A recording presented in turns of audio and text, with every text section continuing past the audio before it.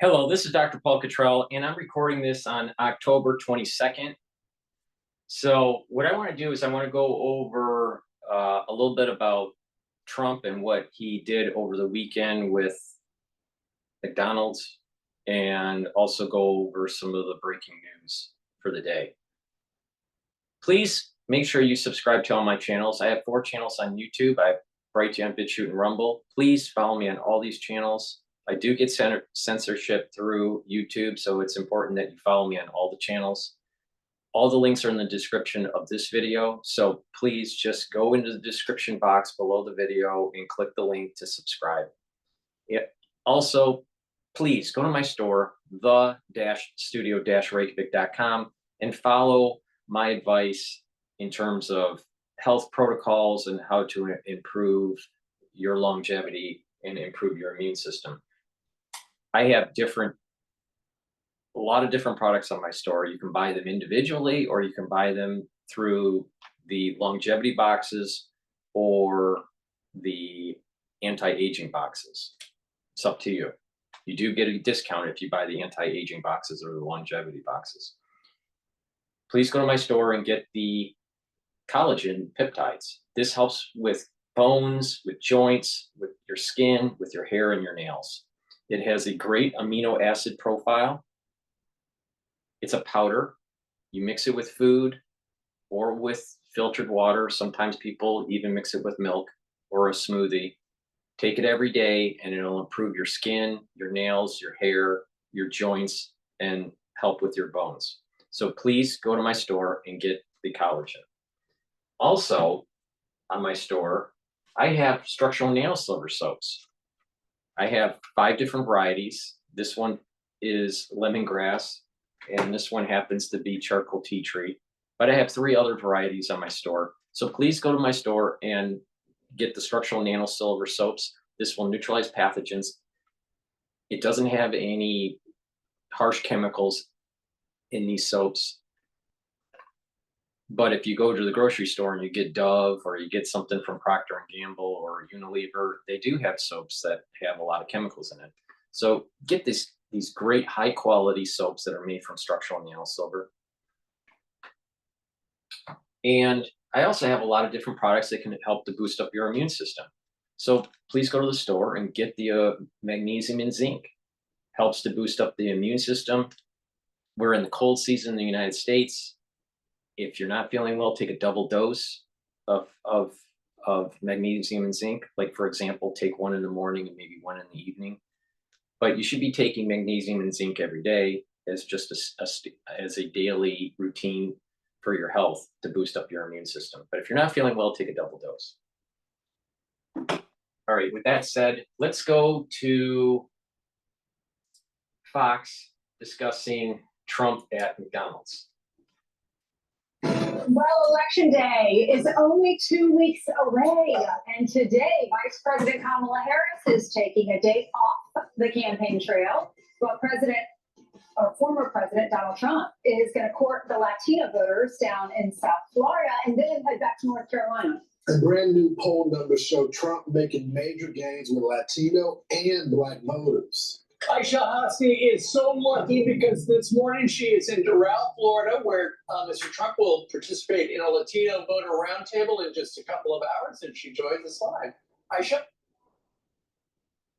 Hey, good morning to you. Yeah, that event's going to happen right behind me. And, you know, this event is curated for the Latino community, the Hispanic community, but it really could resonate with any American out there that is trying to achieve the American dream. The former president is going to sit down with Hispanic community leaders in the Miami area and discuss his policies about the economy. And this is going to be talking about how they can buy a house, keep their neighborhood safe, find good paying jobs, an opportunity really for generational change here. And he's making a concerted effort, guys, to reach out to these Hispanic voters, and it's resonating. Take a look at this new Suffolk poll. Shows that he's leading Harris amongst Latino voters in a head-to-head here. He's trailing, though, behind Harris among Black voters, but again, put this in perspective to back in 2020 when he got 8% of the black vote to President Biden's 91%. So he's actually faring off a lot better this year. And then, of course, he went to that Pennsylvania McDonald's over the weekend and worked the fryer. And it was a troll of Vice President Harris attempting to connect with the working class by saying that she used to work at McDonald's. His visit has gone viral now, with a lot of folks saying that, you know, they really connected with him watching him do that. Guys? Aisha, I got a question for you. Because Donald Trump's event at the McDonald's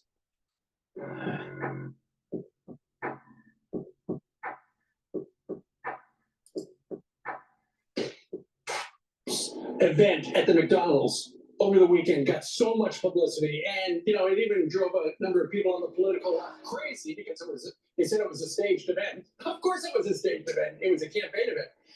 Because it worked so well for him. Is he planning more of that kind of stuff?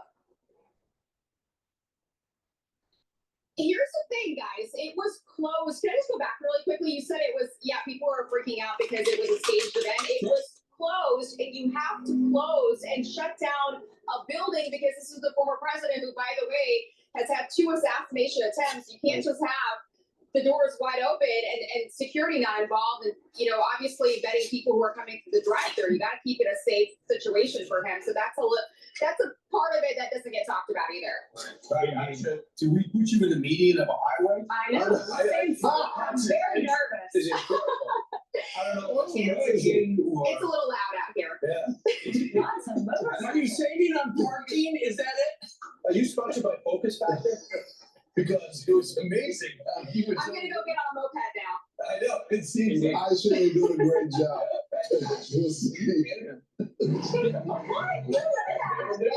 Get your motor running. The reason I mentioned the McDonald's event is Piers Morgan has got an item in the New York Post today, and it says Don's special sauce. He said libs lose minds over Trump's McDonald's visit. Piers says because of this stunt, he may actually win the election. Well, I wish he'd go. Well, he actually did go to that grocery store, remember, and he gave the mom $100. I think it'd be good if he went around the country to different grocery stores and did like moms in the markets. Well, because give them $100 for interviewing. A couple of Say, people. how much did you spend? Because the guy with his energy bill went from $2,100 to $15,000 a month. Well, I think what they're upset about is not that it's a political stunt, because all politicians do political stunts like this. Is that he's better at it than her. Right. And every time you see her at a grocery store or something, I thought it was so weird when they did the whole Dorito thing. It just wasn't natural for her. But for him, first of all, you can't outshow a showman. This is what he's been doing his entire life. And I think they are supposed to be the relatable ones, and the billionaire is outshowing them. right, and to that point, Lawrence, there's something that Kamala Harris has been talking about over the last couple of days, just to show how effective that event in Pennsylvania was. You know, she says, and this proves that Donald Trump won the day yesterday politically. She says there are things that Donald Trump says, that will be the subject of skits and laughter and jokes, but words have meaning. These are things that are at stake. And each time Kamala Harris reminds voters of the stakes, it's a sign that a certain thing that he's doing is appealing to a certain part of the electorate. It's a really small part of the electorate that is still undecided. But they think it's funny, and they think it's like, oh, look, he made fries. Well, And it's like he's approachable. Like He's not touching the human hand, Right. putting the fries. Right. That's good. What food do you like? I like it all. yeah, and he was on our show on Friday, and we asked if he was going to wear the paper hat. He did not. But he did say he was going to go heavy on the salt. And he You did. know, and it's just relatable because we all go to McDonald's. We know that he loves, and we like the fact that most presidents would have these, you know, trays, silver service pizzas. And he's like, bring on the McDonald's. It's just relatable. He goes to North Carolina to talk to the victims of Helene. It's a big, important story. It hasn't been covered much in media. It's almost like these folks have been forgotten. We were there on the ground covering what was happening. There was an emotional moment, though, with the former president. And here's a little bit of that. I had in the back of my mind, I even made a comment to somebody. Trump would just show up. Trump would just show up. We need it. We need that shot of hope in the arm. We need that. know we're gonna be okay and not forgotten. Thank you. And I believe that you can serve as a great inspiration to this community right now. And the reason being is, I think God's given you an indomitable spirit. Do you mind if I pray for you? Yes, I ask that you would anoint President Donald Trump and give him a spirit of wisdom and understanding and insight as he moves to lead this nation back to greatness. I'm with you, and the American people are with you all the way. We're going to continue to be with you. I will support and totally complete the rebuilding of every region and town and city that was devastated by the hurricane, and I will slash through every bureaucratic barrier that you're having already and having problems with. We're praying for you, and we will not forget about you. We will never forget about you. We're going to be working with you for a long time to come to get it back together. So I think it's important. Remember, he showed up day one with Samaritan's Purse, Yeah. with Franklin Graham. Graham. He said, listen, this is what they need. This is as far as I can go. So he beat the current administration there by 4 or 5 days. And then he went back, and he's going back tonight at 7 o'clock. So he's going to be going to North Carolina to, yeah, it's a battleground state. Absolutely. But number two is, you can always just sit there and stay in Charlotte and say, I feel bad for those people in the mountains. He goes to the But mountains. did you see the question that was posed to him? One of the reporters said, do you feel like this is going to impact the election with everything that's happening? He goes, I'm not worried about it. Yeah, Aisha has. Yeah. He said, I'm not worried about voting, but but you know, his campaign is, Mhm. and they want to make sure that these people have provisional ballots or some type of easier access. You were there. It's going to be impossible to get down those roads, right? You're not thinking about voting. Some of the folks still don't even have power. Right. Well, he said this, he says it's vital that we not let this hurricane that has taken so much also take your voice. You must get out and vote. And he says, if you're displaced, you can get a ballot to your temporary location. Right. In the latest NBC poll, it is an absolute tie. She has 48%, he has 48%. But the key is 4% undecided Mhm. or will not vote. So what he's trying to do is he's trying to persuade the person who is less likely to vote, and the undecideds, hey, just be better than her. Yesterday's Washington Post poll, 4-point edge for Trump in North Carolina with registered, 3-point edge with likely. So that came out yesterday. Huge. I'm Steve Ducey. I'm Brian Kilmeade. And I mean, wait, All right, so the market update. So if you look at the dashboard, the S&P 500 is trading at 5,800 and almost 40. It opened up down from the close from yesterday, but it is moving upward. The oil market is rallying. It's trading at 71.75 for WTI. And the Euro USD is trading at 1.08. VIX is going down, so as the VIX is going down, typically equities are moving upwards, so risk, high risk is somewhat abated. The VIX was trading at around 20, 21 for the last few sessions, so now it's trading at 1871. So risk, individuals are starting to take risk. Now, what I like to do is go to the Israeli news. This was published about 37 minutes ago. And before we do that, I'd like to just plug some products here. Because we're in the cold season in the United States, it's really important that you stock up on drops and lozenges. I have structural nano silver drops and lozenges. So for the lozenges, it's in a 21 count. I have Manuka honey, structural nano silver lozenges, or I have 3 different versions of the drops in a 100 count. Drops are smaller. The honey and lemon, cherry, and blueberry. These drops and lozenges are made from structural nanosilver. The moment you have that irritation in your throat, take the drops or lozenges right away to neutralize the pathogen, maintain that mucosal barrier because of the secretions, and that way you're mitigating the pathogen. So take it right away. It's really important to take it right away. All right. get a couple bags for your household just so you have them on hand, because the cold season, we're in it. There are certain areas of the country that, you know, have a decent level of infection going on, and it's very important to just mitigate it. All right. So please go to my store, the-studio-reykjavik.com, and get the structural nano silver lozenges and drops. I also have products that help with your cardiovascular system and your joints and bones. Vitamin K2, MK7 is on my store.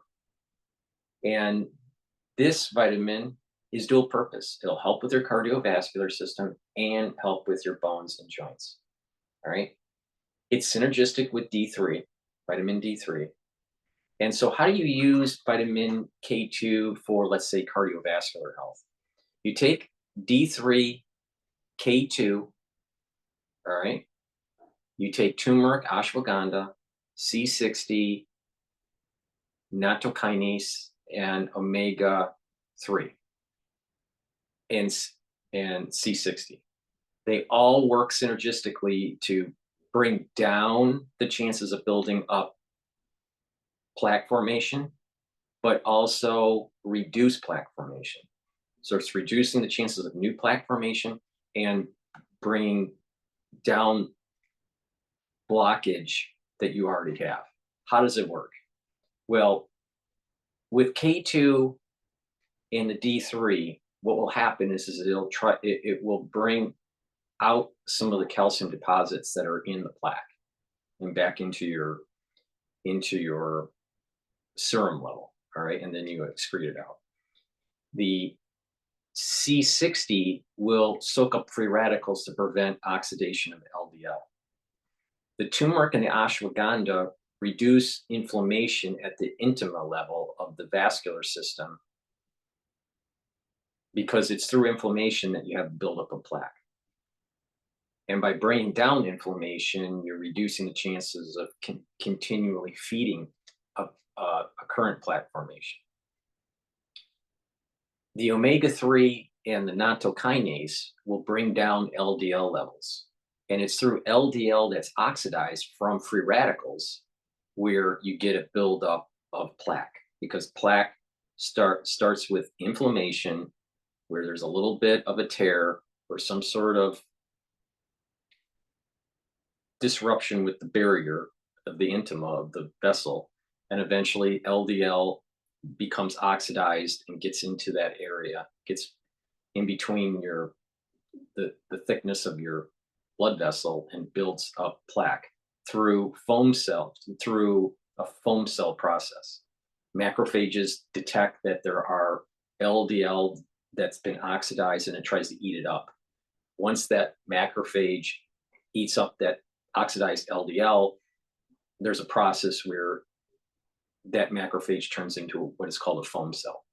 And that's a buildup of plaque, and then you get other calcium deposits in that region. So it's really important to take K2 to reduce your risks of cardiovascular disease, but you need to stack it. And to stack it, you stack it with D3, vitamin D3, C60, turmeric, ashwagandha, omega-3, and nattokinase. All right.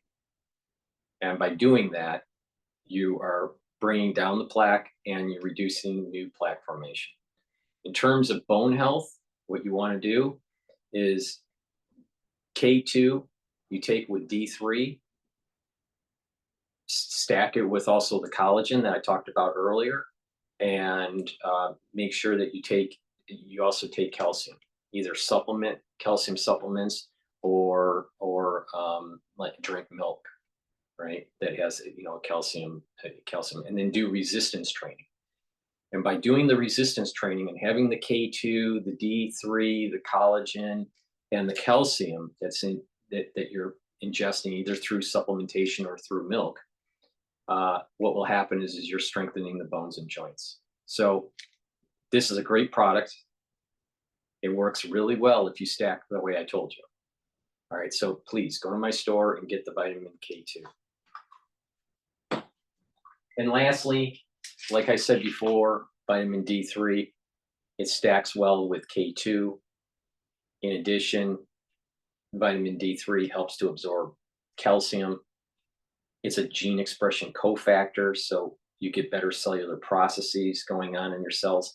And when cells need to go into apoptosis, vitamin D3 helps with that, especially if the cells are infected. So please go to my store, the-studio-reykjavik.com, and get the vitamin D3.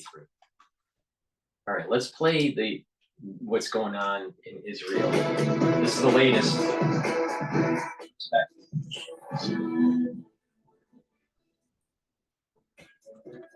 Shalom from Jerusalem. This is TV7's Israel at 4 update. As we're set to deliberate the latest developments here in Israel, throughout the region and beyond, with chief focus today on the diplomatic visit, of course, by U.S. Secretary of State Antony Blinken, the situation vis-a-vis Lebanon, as well as the Islamic Republic of Iran, with a pending strike by Israel in the next several days. It's always important initially to remember how this war began. 382 days ago, on October 7th of last year, the Islamist Hamas and its terror affiliates in the Gaza Strip launched a surprise onslaught on southern Israel, declaring war by perpetrating a massacre, murdering some 1,200 mostly Israeli civilians, wounding over 4,800 others, and kidnapping roughly 250 people, including elderly men, women, children, and infants. 101 of them remain in Hamas captivity to date. The subsequent day, on October 8th, Iran essentially joined that war when it greenlighted its proxy in Lebanon, Hezbollah, to launch cross-border attacks into Israel.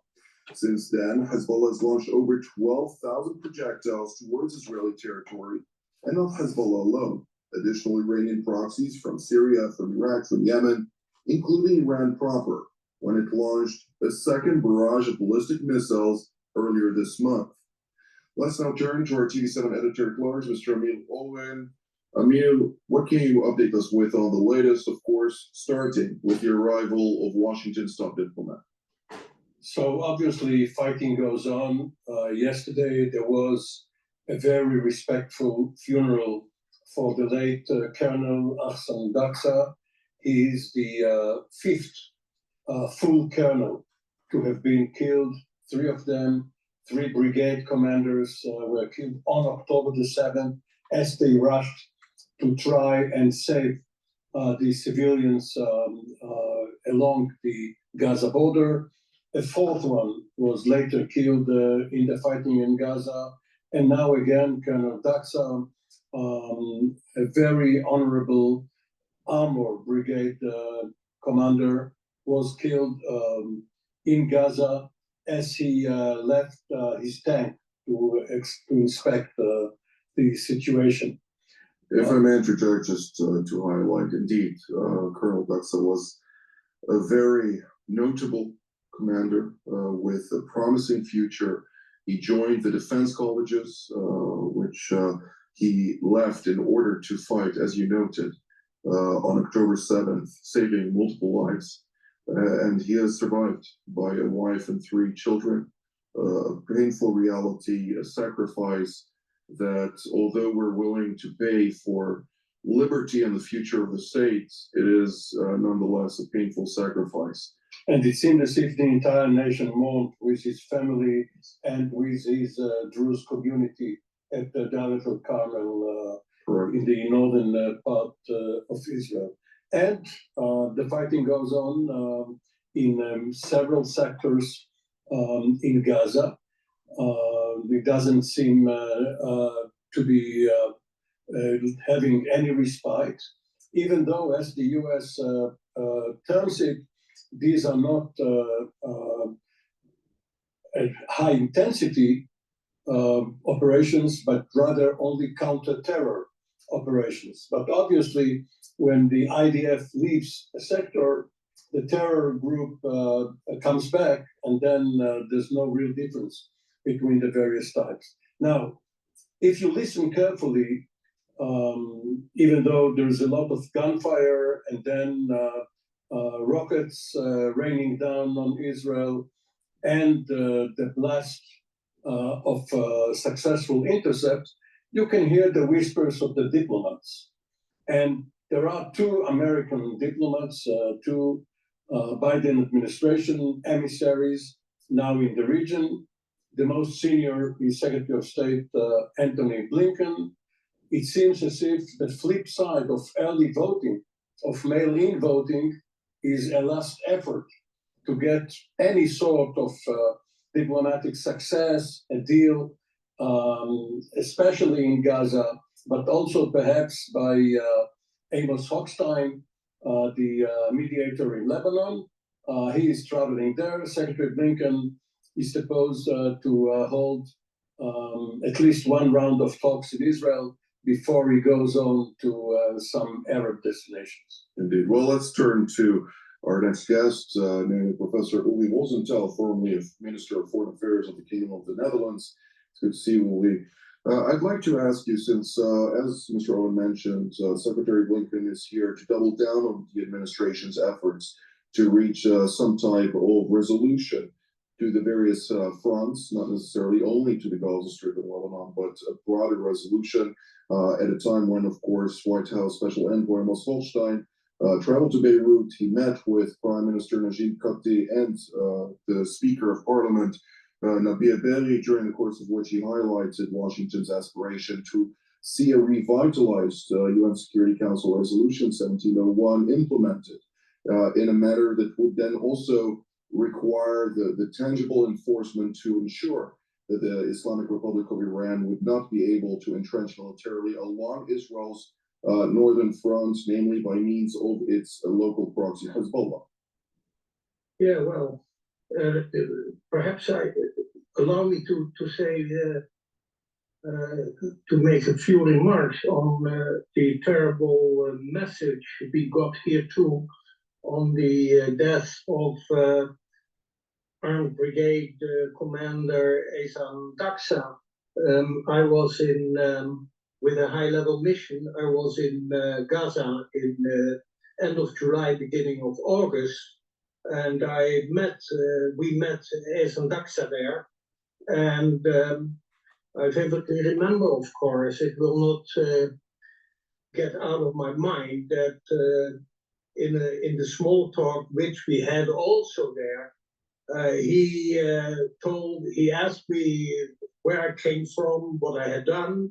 I told him, and he said, well, wonderful to hear, because I would like very much to get to Amsterdam, the capital of the Netherlands, to visit the kennels there together with my wife and 3 children. And you can imagine how the message came home to me and also to my dear wife. And we are very sad about it, I have to say so. And also the other members of our high-level mission, several retired generals, also from the US and the UK, all have shared their sadness in our app group. I don't want to leave you out of this story. Now, with regard to the situation in the Middle East, in Israel, Hamas, Hezbollah, the visit of both Blinken and Hochstein to the Middle East, I can only say from the European end that while a couple of times I said to you in this show that the priority in Europe would be definitely with Ukraine and Middle East following only suit. The situation is a little bit different now, and there is a keen attention to what is happening in the Middle East, more than I saw a couple of months ago. Ukraine is dragging on, while the Middle East is considered indeed to be a very, very turbulent and risky affair. When I look at the visit of Blinken and the US message that they want to get 1701, the United Nations Security Council resolution, again operative. I also noticed that from the US end, they are stressing the need to disarm Hezbollah. Now that is of course a wonderful suggestion, but it's better to look at the reality right now. And in that respect, when I talk to you about, when we talk about Europe, of course, there is also this impetus on the part of France, which has also had a special relation, at least according to its own ideas, with Lebanon.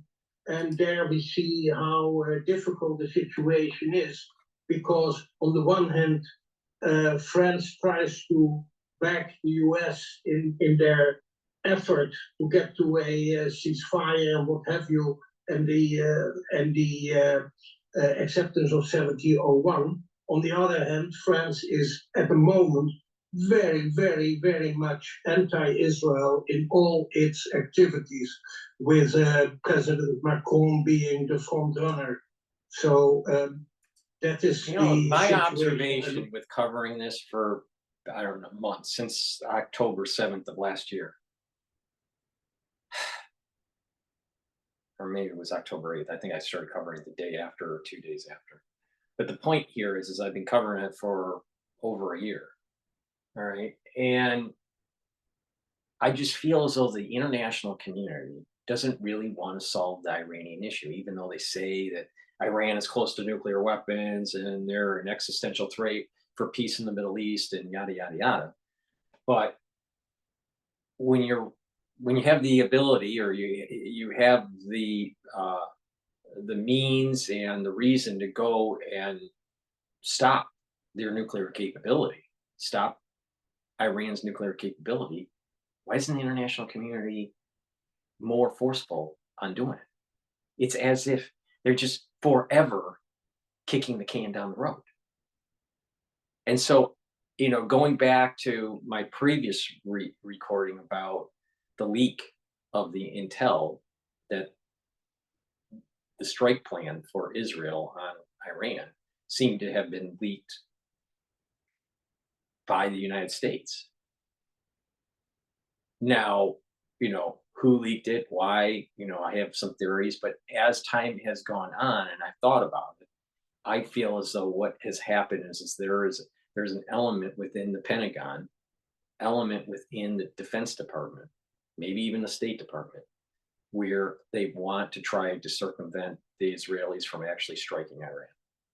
Now, then you have to ask the question why.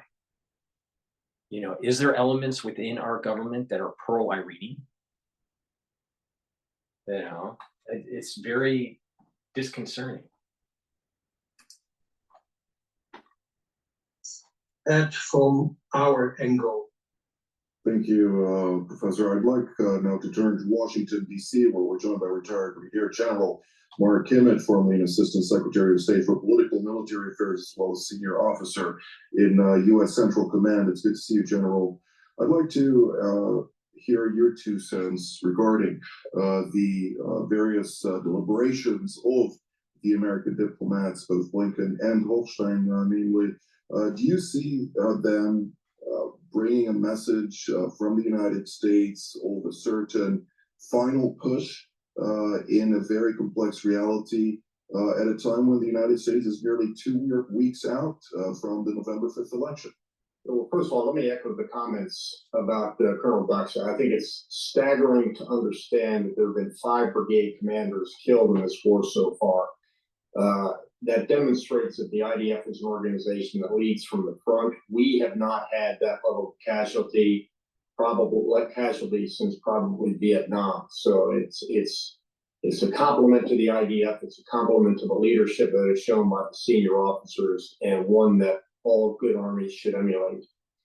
On the other hand, our diplomats are not doing all that well. I think this notion that Tony Blinken is in Israel right now to try to resurrect the ceasefire talks, I think that's an appropriate verb, resurrect. And the only resurrection I'm vaguely familiar with is about 2,000 years ago. And I would suspect that he has as much chance reviving these talks as Amos Hochstein does of trying to reformulate 1701. I think you mentioned it. This is in many ways simply a political maneuver on the part of the administration. It's the old British expression, we must be seen to be doing something.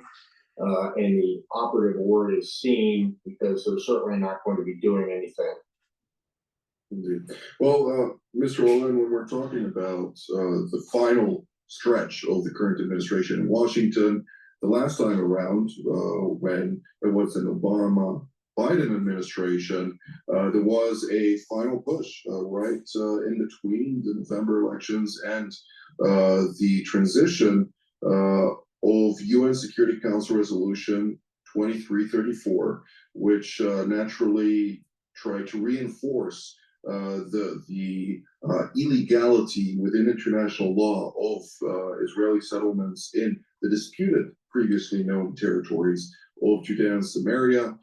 Now I'm hearing various elements in Washington of an attempt behind the scenes to emulate something of sorts that would call specifically for a ceasefire and would highlight certain ingredients within such a resolution, with which I must note this resolution is not yet finalized, so we need to wait and see how this develops. But what can you tell us about the various efforts of the current administration to reach a certain foreign policy achievement?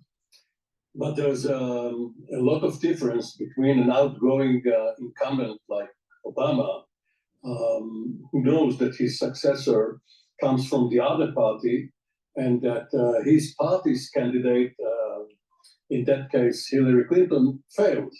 And we have to see, of course, whether Biden's successor is his own vice president or the other guy.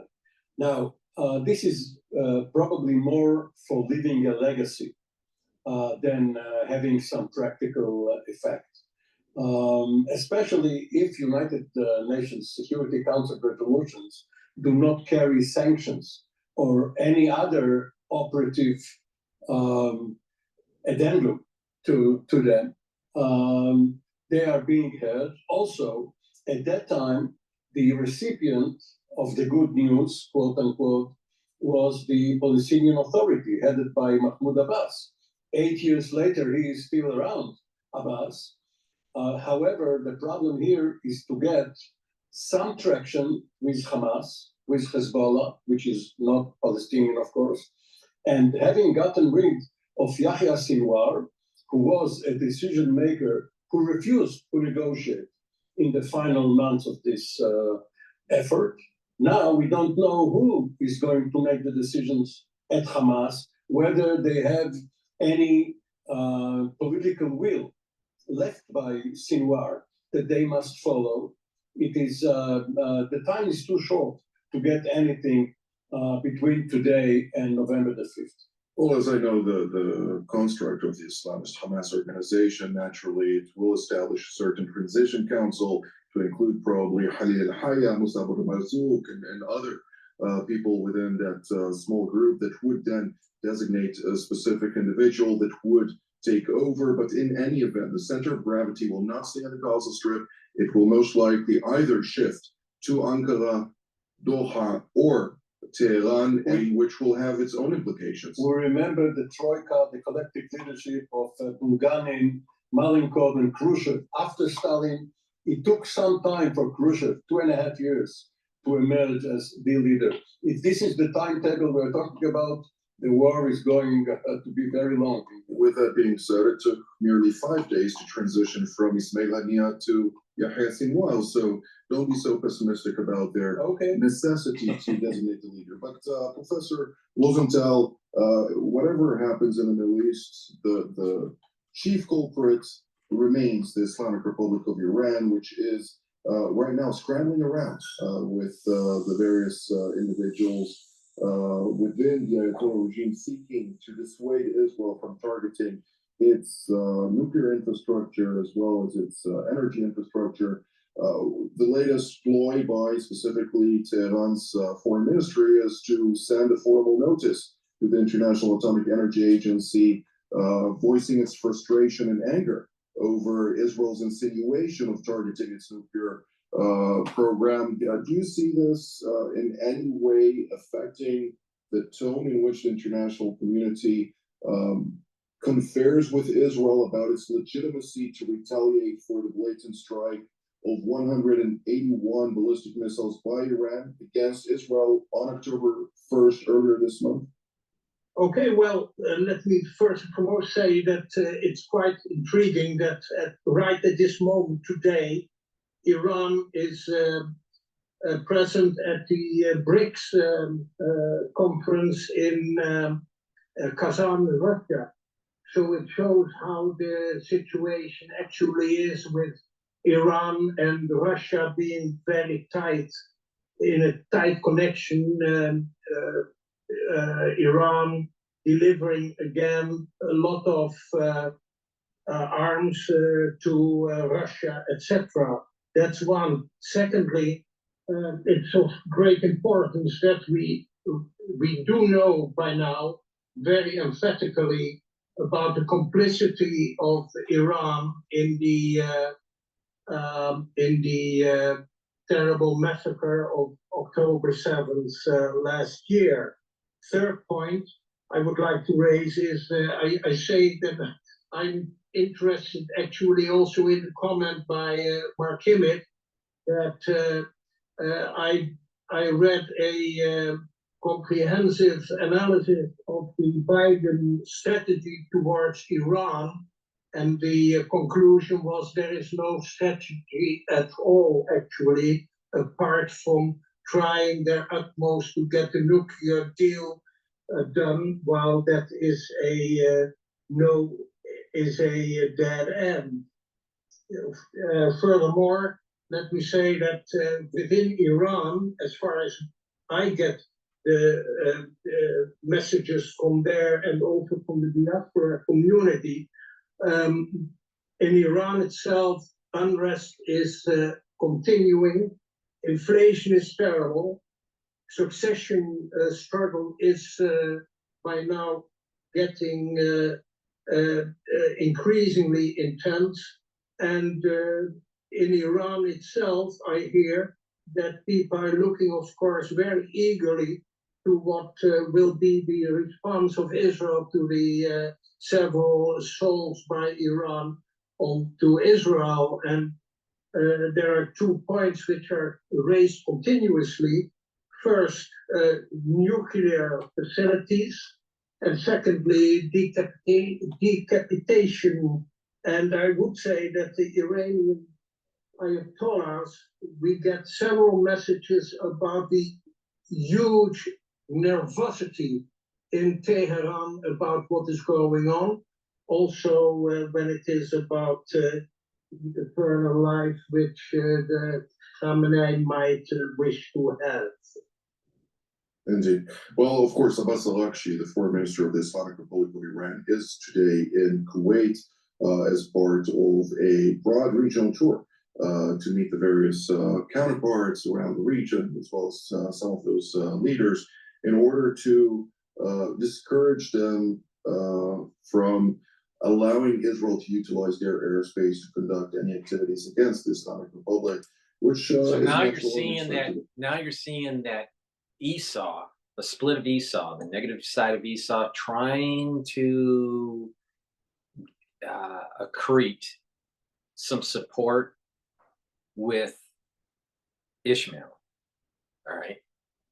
And we'll see how this plays out. But, I think Israel would have hit earlier if it wasn't for the leak. Now I think they have to redo the plans to hit Iran. Plus, according to Jim Jordan, and I think it was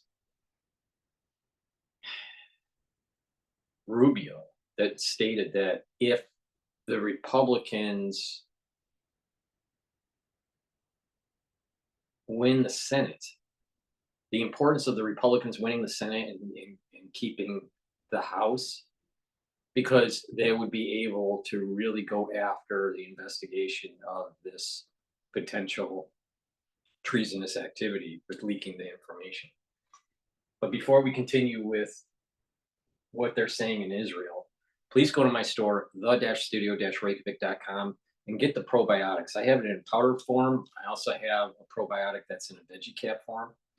I usually take the powdered form. I mix it with my hummus. You just saw me eat the hummus. So you mix it with, you know, a smoothie or hummus or with your food or filtered water and take it every day. Or you can just take the veggie cap. But they're very high. Both, either one are very high quality. So please go to the store and get the probiotic. Why do you want to take a probiotic? It's going to help with your gut health. It'll help with your metabolism. You're going to be able to absorb nutrients better. It'll reduce inflammation of the gut. And by reducing the inflammation of the gut, you're going to reduce the chances of getting infections through the gut lining, reduce leaky gut syndrome. And if you have chronic inflammation of the gut, DNA damage can take place in the gut lining. So you want to mitigate that. So please go to my store, get these probiotics, take it every day to improve your gut health. And by improving your gut health, you're going to have better metabolism, better communication between your gut and your liver, which is really important. You're going to have better skin, because poor gut health can manifest with poor skin health. In addition, you'll have better mental acuity, mental clarity, and emotional stability, because people that have a problem with gut, they have memory problems, they have mental acuity problems, and mood issues. So please go to my store and get the probiotics. I also have many products that are dual purpose, but a great dual purpose product that you should get is olive leaf extract. This helps with the immune system and the cardiovascular system. Olive leaf extract, what it basically does is brings down inflammation to help with the immune system. And it also brings down LDL levels and increases your HDL levels to help with your cardiovascular system. When you bring down inflammation, it also helps with cardiovascular health. Why? Because I mentioned earlier, by reducing inflammation, you're reducing the chances of building up new plaque. So please go to my store, the-studio-reykjavik.com, and get the olive leaf extract. Now, if you remember what I told you about K2 and stacking it to help with cardiovascular health, you can add into that stack also olive leaf extract.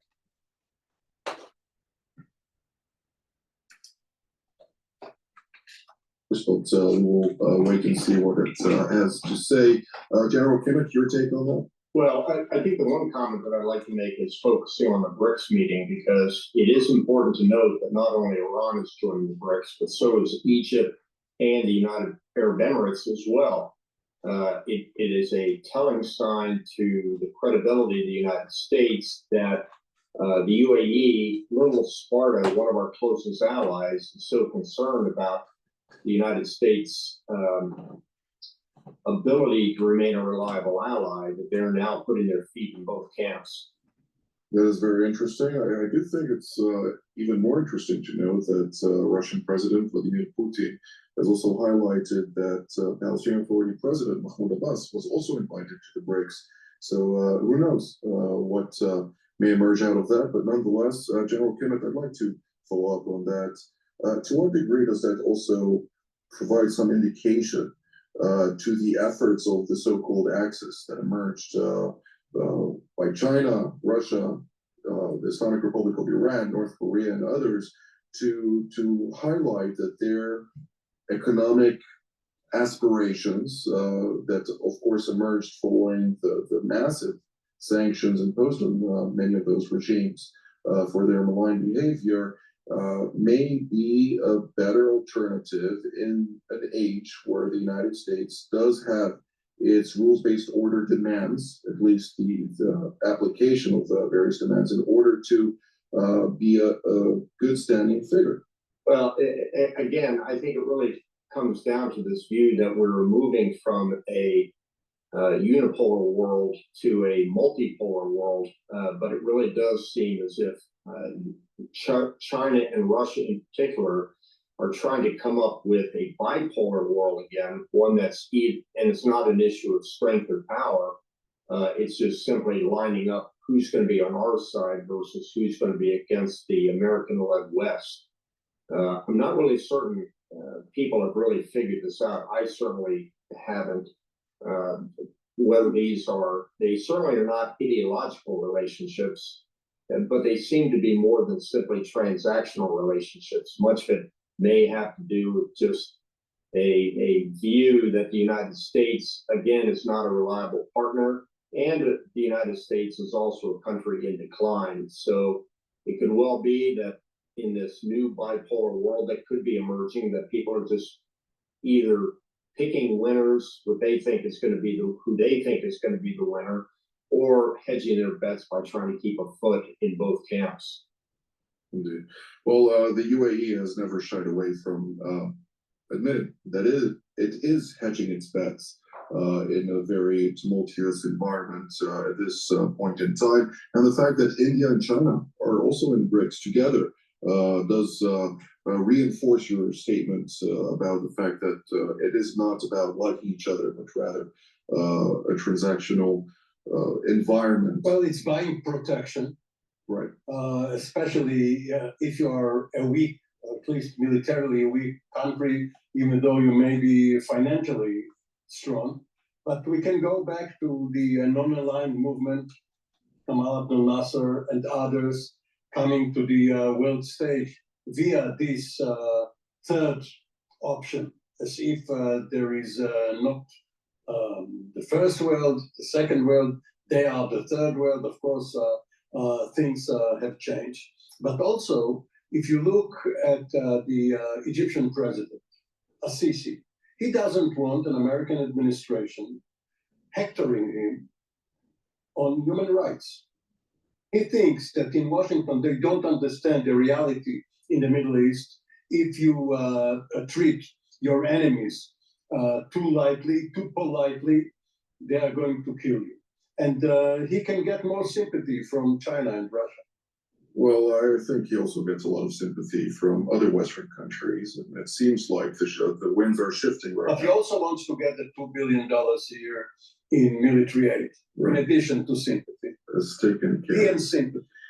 In one sentence, from each of you, what are we to expect in the next 24 hours? Please keep it briefly. Professor Rosenthal, we'll start with you. Well, I would not want to say something about next 24 hours, but about the next 2 weeks. And everybody is simply waiting for the elections in the United States, with only a couple of countries in Europe actually favoring a possible victory of Donald Trump, Italy, Hungary, and some of the Baltic states. And that shows it all, how the situation also in Europe is vis-a-vis the United States. General Kimmett? I don't expect to see anything happen in the next 24 hours. I don't expect to see any breakthroughs on the ground in the next week. I would remind your listeners that, in fact, President Biden is president until January, not until November 5th. But it's certainly the case that people are going to think very carefully about any actions they take in this interregnum. Sukkot is not done yet, all right? It's going to end this week. My understanding was there was going to be a major ground invasion of Lebanon just after Sukkot. So we'll see, all right? That's the 24th, I think is when it ends. 23rd or 24th, so it's coming up. Now, my understanding was that there was a major ground movement, invasion, a major ground offensive just after Sukkot. So we'll see. Now, I wouldn't be surprised that the strike on Iran is before the election. Not at all. Not at all. I would not be surprised. Between President Biden and the next president. Indeed. Well, that's all the time that we have for today. I'd like to thank General Kimmett, Professor Rosenthal, and Mr. Owen for all of your insights. I'd like to thank all of you at home as well. Until our next edition from here in Jerusalem, Have a good day. Okay, what we're going to do is we're going to either go to Al Jazeera or go to Bloomberg because they're talking about the election. Please go to my store, the-studio-reykjavik.com, and get the turmeric. Turmeric is an antioxidant, but it also brings down inflammation. That's really important for your immune system and for your cardiovascular system. Ashwagandha root is synergistic with turmeric. It helps by bringing down the cortisol levels and your glucose levels and brings down inflammation. In addition, when you stack this with turmeric and bring down that inflammatory response and control those blood glucose levels, what you're doing is that you're helping your immune system, but you're also helping with your cardiovascular system by bringing down that inflammation and reducing the chances of building up new plaque. But if you stack this with the C60, the nattokinase, the omega-3, the olive leaf extract, the K2, the D3, when you do that, then you are reducing plaque, not just the chance of building new plaque. And it takes, about 6 months to 1 year to start seeing a big difference. But it does work. It does work. So please go to my store, the-studio-reykjavik.com, get the ashwagandha root and the turmeric, boost up your immune system and bring down inflammation. Control those blood glucose levels and control those cortisol levels. A lot of people are just too stressed out. They don't sleep enough and they have high cortisol levels and it brings down your immune system. And it causes more stress cardiovascularly. Vitamin C, really important to boost up your immune system. We're in the cold season. If you're not feeling well, take a double dose. Make sure you drink it with filtered water. And lastly, resveratrol. This is an antioxidant. In addition, it helps with getting rid of senesced cells. Senesced cells are basically cells that stop dividing but just sit there and they just collect garbage. All right, you want to get rid of those, right? And by getting rid of those in certain types of tissues that you have adult stem cells, you can repopulate that tissue and the tissue will be healthier. So I've been taking resveratrol for, 30 years, something like that. So please go to my store, the-studio-reykjavik.com, get resveratrol, stack it with C60. It works very well with other antioxidants. It also stacks well with NAD+ and ubiquinol. So please go to my store, the-studio-reykjavik.com, and get resveratrol. Also boost up your mitochondrial health. That's really important. All right, Bloomberg is in commercial right now. So what we're going to do is we'll go to Al Jazeera. Of Israeli airstrikes. Now, the Israeli military is saying that they are targeting Hezbollah assets and infrastructure, but what we see here on the ground is residential buildings completely destroyed. As you can see, also, there is no paramedics or emergency personnel because, as I said, these buildings were empty. So it is just rubble that is left behind. What the narrative here is that Israel is trying to create an environment where they are trying to turn the supporters of Hezbollah against them. And that is what they also stated is one of their aims in going after the social and healthcare facilities that are even affiliated with the organization. Now, officials in Lebanon say more than 1 million people have been displaced since the start of the conflict with Israel. It's putting heavy strain on resources across the country, including even the smallest communities. Asif Baig reports from eastern Lebanon, where Christians have opened their doors to displaced Muslims. Under the shade of a monastery, these Shia Muslims have found sanctuary with their Christian We're going to neighbors. go to BBC. Hundreds Lebanon of internally says- displaced people now reside here in Lebanon. Lebanon says 13 killed in Israeli strike near southern Beirut hospital. This was published 5 hours ago.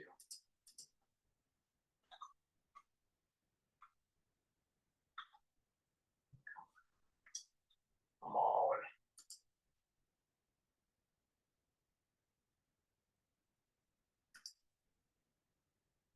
Weeks. In southern Beirut, there was a strike next to the biggest government hospital in the country, in which 4 people were killed, including a child. The Lebanese Health Ministry says 24 people were also wounded.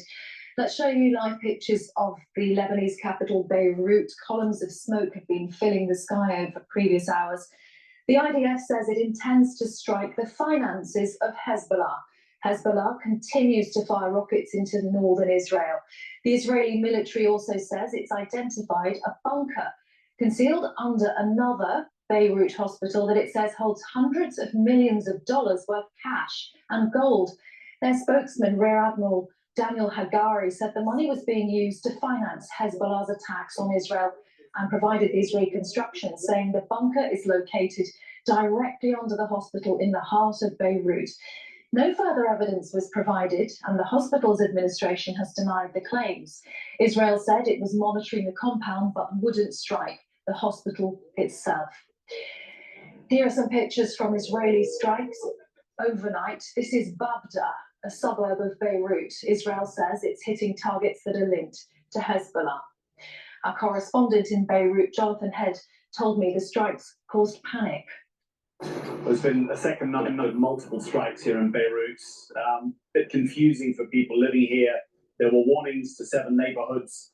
One of them, a small former fishing village, a little coastal community right next to the international airport, has not been targeted before, and nobody knows what the target there would be. So there's a lot of panic, people trying to get out. It's quite a poor neighborhood. This airstrikes came in pretty quickly afterwards, 4 of them. And then that strike close to the biggest public hospital, Reykjavik University Hospital. It seems to have been targeting a building next to it. There's also a lot of people near the hospital, as you can imagine. There are also displaced people there, so quite high casualty counts, 4 people killed, one of them a child.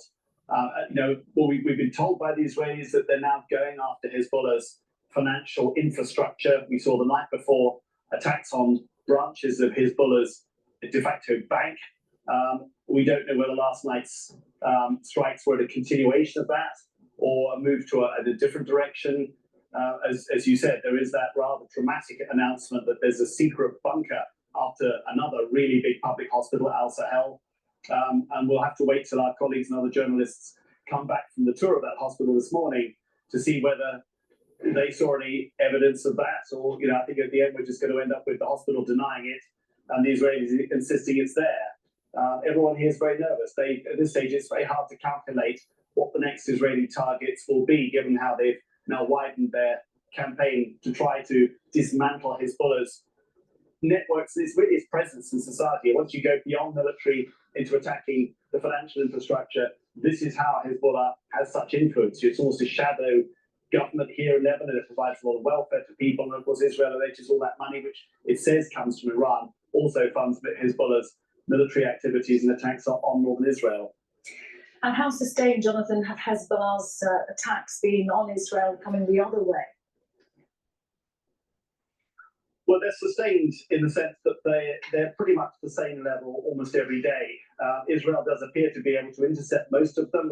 I know there have been explosions in many parts of Israel this morning, so we haven't counted the number of rockets going across. Hezbollah has said it's targeted an Israeli naval base.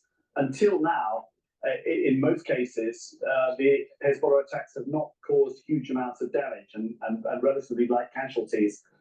But the fact that they're still firing rockets reminds the Israelis that their goal of completely destroying Hezbollah's military capabilities has not been achieved, which of course means that the Israeli campaign, which includes this rather slow ground operation down near the border, that operation will continue.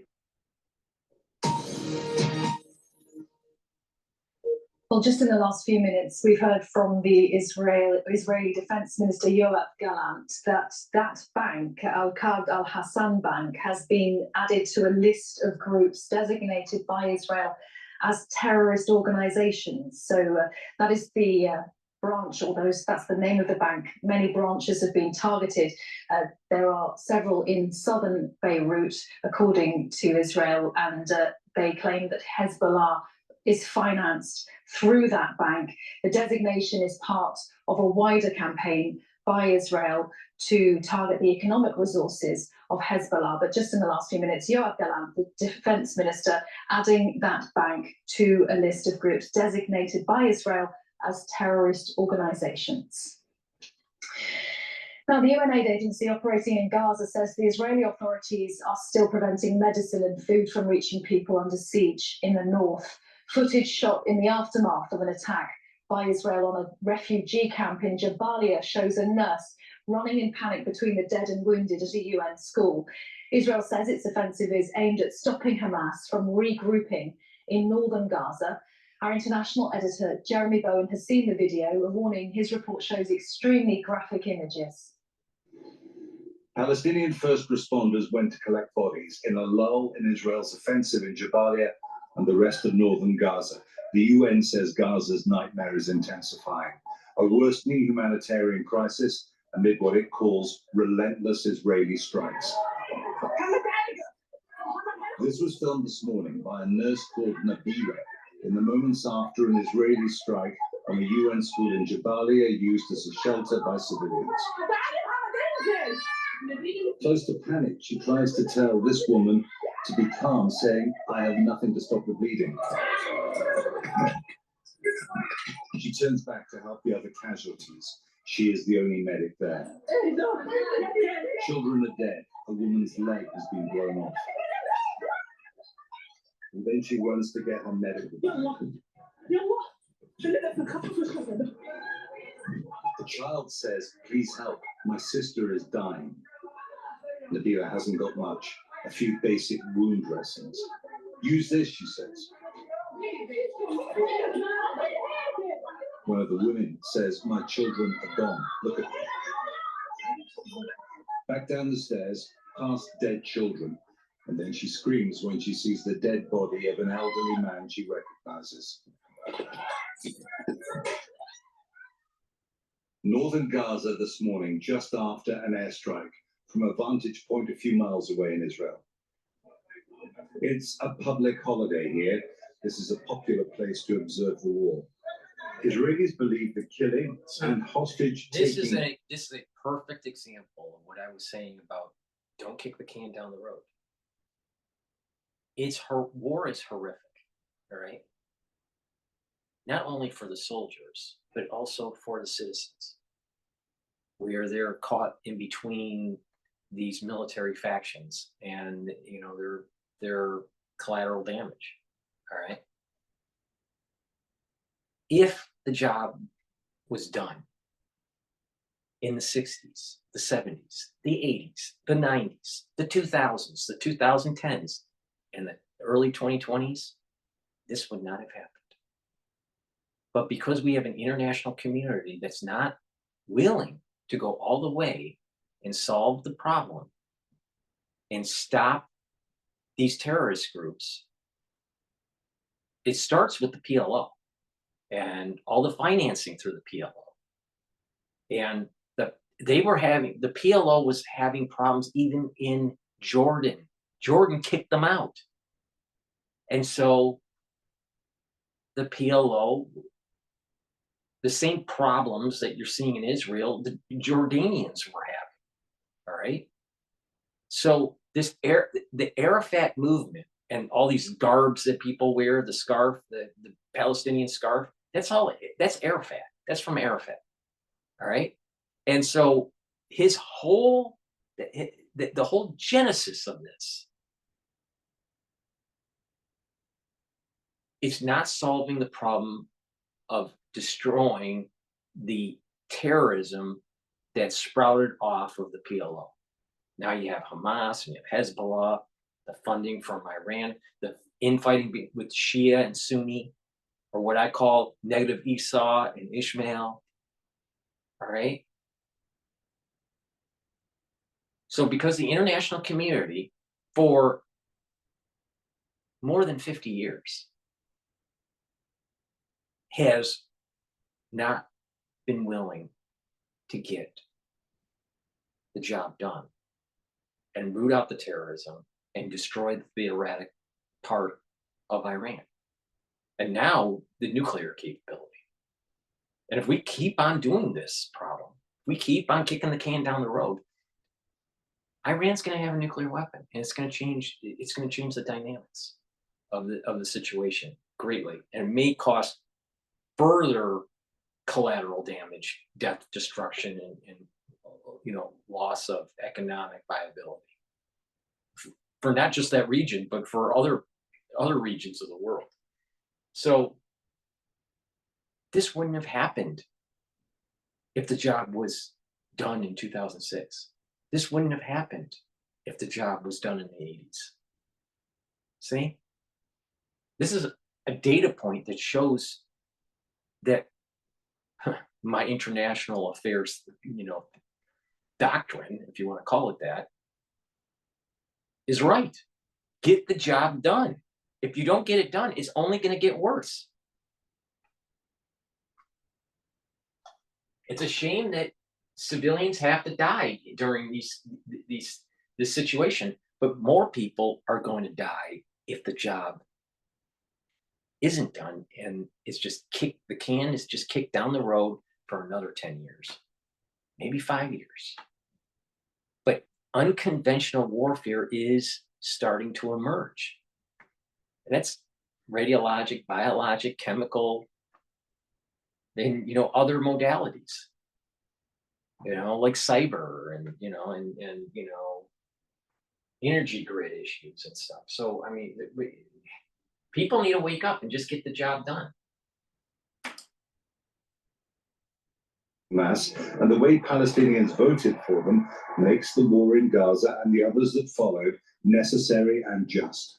If they would return the hostages, then I would have what to feel for. In the meantime, there's nothing I can feel for them. They started this, they entered Israel, they attacked us, and all this is the results of their initial actions. A short drive away, close to the Gaza border, it was a family day out for Israelis who believe the war has given them the chance to recreate a very different Gaza. They want to restore Jewish settlements inside the Gaza Strip that the Israeli government removed in 2005. These people know what they want when eventually there's a ceasefire in Gaza. The Israeli government has only really said what it doesn't want. It doesn't want any kind of government that looks like progress towards Palestinian state. Now, that is a problem for its Western allies, the Americans, the British, and others, because they believe a Palestinian state alongside Israel is the only way to stabilize the region and not have perpetual war. What if the international community is wrong and that you have to have total war and solve the problem? Because maybe the reason why the problem is what it is because they never have been able to reach homeostasis with total war.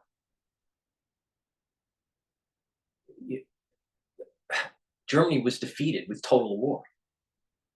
Japan was defeated with total war. Total war has not happened in that region.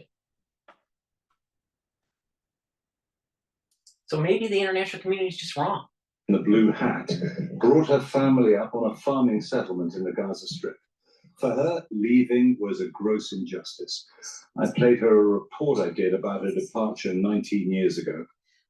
This is an integral part of the state of Israel. Since that day in 2005, they've dreamt about a return, and now they see Palestinians forced out of large areas of Gaza and are pushing to replace them.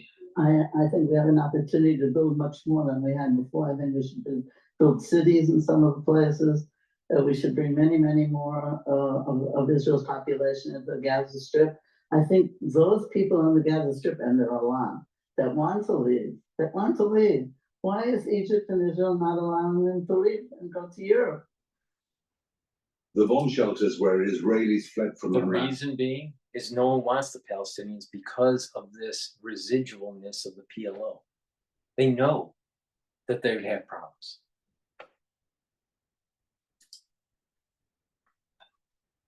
Have been made into memorials to the dead and to the hostages. This is where many were cornered and killed.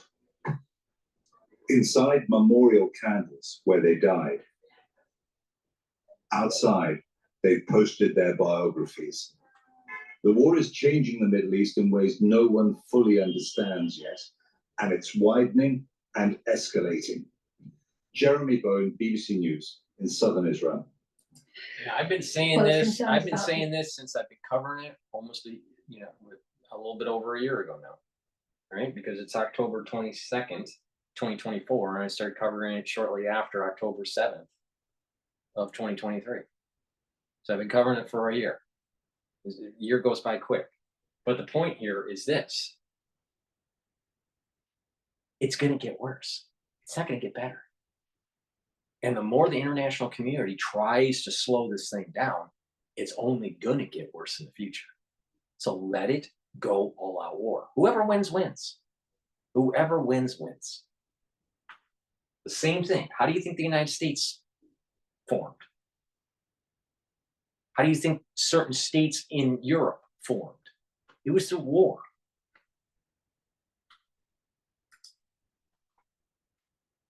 Humanitarian crisis in northern Gaza grows. The US Secretary of State Anthony Blinken has just arrived in Israel. He's released 5 priorities to try to end the war. Firstly, talking to Israel and others about how to end the war in Gaza, including bringing home all the Israeli hostages. He'll also discuss a post-conflict day after plan with Israel. He wants to review humanitarian assistance to Gaza, and this is after the US gave Israel 30 days to take steps or risk some military assistance being cut off by the US. Mr. Blinken wants to try to discuss ways to get a resolution to the war with Hezbollah. He'll also discuss Israel's expected retaliation against Iran. His visit to the Middle East comes after the White House says it's deeply concerned about the leak of a pair of highly classified intelligence documents describing Israel's preparations for a retaliatory strike on Iran. The documents appeared on Telegram at the weekend, including satellite images and classified analysis. Our correspondent Jonah Fisher is in Jerusalem. He told me more about Blinken's visit and what to expect.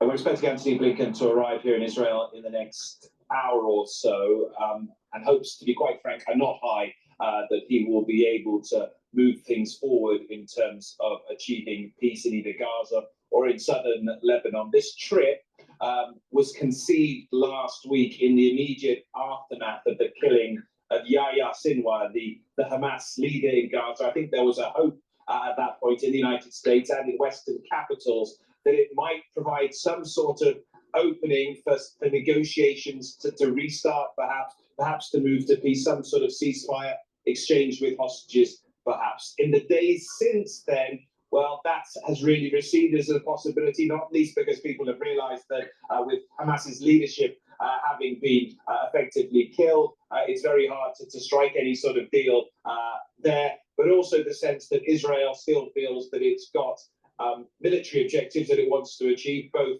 in Gaza and in Lebanon. We saw new strikes overnight on Beirut. So it is going to be extremely difficult for Anthony Blinken. He will be here in Israel first, then he will move to other countries around the Middle East. Perhaps the most realistic thing he could hope for here is to try and get some progress in terms of getting humanitarian aid into Gaza, where the situation is pretty dire in some areas, particularly in the north, and the UN has talked about pretty atrocious conditions there.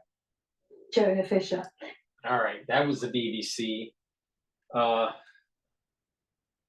Jazeera looks like they're doing some sort of documentary, kind of mini documentary right now on maybe Africa, maybe South America. But before we go to another video, please go to my store, the-studio-reykjavik.com. Get the structural nanosilver gel. Why? Because this structural nanosilver gel is a dual purpose. It can help heal wounds, abrasions, cuts, minor burns. It'll heal it quicker. Why? Because it keeps it clean. In addition, you can use it as a daily skincare routine where you put it on your skin right before you go to bed. Put it on your face and then exfoliate in the morning, and then you'll notice that your skin's clearer and your skin's tighter. All right. This also can be used to neutralize pathogens and protect a barrier on your skin. So you put it on your skin, on your hands, around your mouth, around your nose, around your eyes, around your ears, right? Lightly coat your nostrils to maintain that mucosal barrier. They'll neutralize pathogens and reduce the chances of potentially getting sick during the cold season, right? please go to my store, the-studio-reykjavik.com, and get the structural nanosilver gel. This gel stays active for 5 hours when you're using it prophylactically, during the cold season or whatnot. But it's a very high quality product, and what you can do with structural nanosilver gel, you cannot do with Perel. This is better than Perel. Trust me. Why? Because Perel is alcohol based. It'll crack your skin. It'll do damage to your skin. Perel sanitizes within seconds, but it doesn't. It just evaporates. What happens here is that it stays active for five plus hours on your skin, neutralizing and keeping you sanitized. So trust me, during the cold season, you want to have a couple tubes of that for your household, especially when you're going to work or you're going to school, or you're at home and people are sick. You want to be using that every day. Please go to my store and get the structural nanosilver toothpaste. This will neutralize pathogens, or whiten your teeth, freshen your breath, maintain your gum line. When we get older, our gum line starts to recede. You can repair that gum line with proper oral health, right? So structural nanosilver toothpaste will help improve your gum line. In addition, with good oral hygiene, you're reducing your chances of cardiovascular disease and valvular disease. That's really important. As we get older, people do develop cardiovascular problems because of poor oral hygiene. So what happens is that if you do not have good oral hygiene, what will happen is that the plaques and the bacteria can get into your bloodstream, right? Because of the receding of the gum line and your gums bleed and all this microscopically gets into your bloodstream. It causes an inflammatory response, causes further plaque development. You might even get an embolism, a small embolism, or what could happen is that bacteria or that inflammatory response could cause some damage onto your valve and get vegetation on that valve or calcium deposits, and you start having valvular disease. So your heart, there's many types of valvular disease. One is stenosis because of this accumulation of calcium. Another is a weakening of the valve where it's prolapsing. So, and so you have regurgitation and whatnot. But the point here is that with poor oral hygiene, you are increasing the chances of cardiovascular disease and valvular disease. You want to mitigate that. So please go to my store, the-studio-reykjavik.com, and get the structural nanosilver toothpaste that I have. This has no fluoride in it because fluoride makes you stupid. So get the fluoride out of your diet, out of your water. Make sure you filter your water, but also use my structural nanosilver toothpaste every day. Get a few tubes of this for your household. This is really important. So please go to my store, the-studio-reykjavik.com. Lignans, really important to take to boost up your immune system. It also helps with hormonal health for males and females. How this works is there's a scooper in here. It's a powder. Mix it with your food or with water or smoothie. Drink it with filtered water and take it every day. What you're going to notice is that you're going to be soaking up free radicals and you're bringing down inflammation and improving your immune system. So please go to my store, the-studio-reykjavik.com, and take lignans every day. It's really important to boost up your immune system post-2020 crisis. Ubiquinol. This is a very high quality product, all right?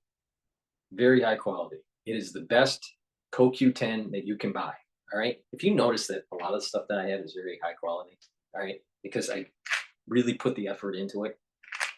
This is the best CoQ10 that you can buy, all right? This Ubiquinol. It has the best bioavailability on the market, and in addition, this it acts as an antioxidant, so it's going to soak up free radicals. It helps to boost up energy levels, and it's also neuroprotective. All right, it helps with your neurons. This is really important to take when you get older because you need more energy. You need to protect your neurons. You need to, take supplements that'll increase the viability and increase the health of the neurons. Because if you have neurodegeneration, you're going to have movement problems, you're going to have gait problems, you're going to have memory issues, right? Your cognitive ability goes down. But if you take supplements to help maintain that, then you're going to age slower neurologically. So ubiquinol is really important for that. In addition, ubiquinol is really important for other cells in your body to have higher energy levels and to soak up free radicals. So please go to my store, get the ubiquinol. It also helps with improving the mitochondrial health. That's really important when you get older, all right? This ubiquinol is very, very high quality, and it is the best bioavailability that you're going to get, all right? So please go to my store and take this ubiquinol every day. I've been taking ubiquinol for a long time, all right? A long time. I've been taking CoQ10 for a long time. But what I have on my store is the best bioavailable CoQ10 that you can get, all right? So please go to my store, the-studio-reykjavik.com, and take ubiquinol. Again, ubiquinol is the active form of CoQ10. And nattokinase, important for your cardiovascular system. It helps to break up clots. It brings down LDL levels, increases your HDL levels, so you're improving your cholesterol. And it is synergistic with, other supplements that I have, like omega-3, which also helps to improve your lipid profile. It is synergistic with turmeric and bromelain, which is in my digestive enzyme complex. So you can take nattokinase and turmeric together, and also the digestive enzyme. The digestive enzyme complex has bromelain in it, and it's going to help break up clots. Nattokinase helps to break up clots. So it's two vectors breaking up clots. In addition, nattokinase brings down LDL levels. Same thing with omega-3. So you're attacking and bringing down your LDL levels and improving your cholesterol. You don't want to get on the statins. Statins are bad for you, all right? But taking supplementation that's natural, that's going to help with your cholesterol levels, is way better than getting on a statin. So go to my store, the-studio-reykjavik.com, and get the nattokinase and get also the omega-3. All right, what's going on Bloomberg with politics? To hold a big virtual rally, if you will, for Kamala Harris. It's on Zoom on Thursday to emphasize, quote, the importance of cannabis reform in America, unquote. Last month, Willie Nelson also got together with Doug Emhoff and Beto O'Rourke to hold an event. Is this a way to get to young people? So when Willie Nelson gets together with Beto O'Rourke and these guys, are they smoking dope in those meetings? I mean, like, I want to know what is going on. I'm not sure there's a lot of mystery there, Rick. I'm assuming that's yes. All right. I may want to be a Democrat someday in my life, I guess. Yeah, I always thought they had more fun than Republicans did. The bottom line is, I think these, issues that they are grasping on, that they can find little pockets of support that are not generally partisan. In other words, if you're attracted to that issue of legalizing marijuana or decriminalizing marijuana or banking marijuana, then you're probably not easily fit into the Republican or Democratic Party. Then, you probably aren't an active person, paying attention to politics in general. And that's what we're down to in this election is small issues for small constituencies. We are not talking the big moving parts. They're done and they're voting right now. Millions of people have already voted who are in the previous category. Now what we're down to is those people who are not paying that much attention and need to be motivated one way or another. And I guess a little toke on the old Mary Jane will motivate some people. Okay, Jeannie. So potheads for Pennsylvania, you're on a college campus almost every day. Does this motivate young voters? No, I do not think so. Sure, you may have larger support for this. They've grown up with It's stupid. All right. So now let's go to CNN and see what they have to say about how close the election is. Final fortnight, and by that I mean 2 weeks exactly to the day. Great language. Left. Fortnight means 2 weeks. What, medieval? Sure, why not? I'm a medieval guy. It's a good time to check in on where the race is. CNN senior GETTR reporter Harriet is ready to get medieval with us. You're gonna get knighted. Yes. How close is this race? Okay, so when we talk about a historically close race, oftentimes we talk about the national polling, but I wanted to try and dig into the state numbers to get an understanding of how close this race is. Holy cow, from a historical perspective. So what I did for all of the years going back since 1972 was I took a look at the final polls, and then I basically calculated out what the electoral map would look like and how high up would the leading candidate's electoral vote total get. And what we essentially see is right now the leader's electoral vote total is 276 electoral votes based upon the polls. If you go back since 72 and try and find the closest years, if you go back to 2000, which of course was a historically close election, at the end of the campaign, the poll leader's electoral vote total was just 281 electoral votes. That's where Gore was in the final polls of that campaign. You go back to 2004, George W. Bush was at 296 electoral votes. So based upon the polls at this point, we are heading into the election with the closest polls in the Electoral College that we have ever seen, at least over the last 50 years. It's stuff like This this really that gets... scares me. Okay, now I'm going to get a little esoteric here. All right. The part that's not esoteric is this: as the polls become closer and closer to election day, you know, throughout time, throughout the decades, all right, it's increasing the chances of the ability of one party doing nefarious things to fraudulently win an election. All right.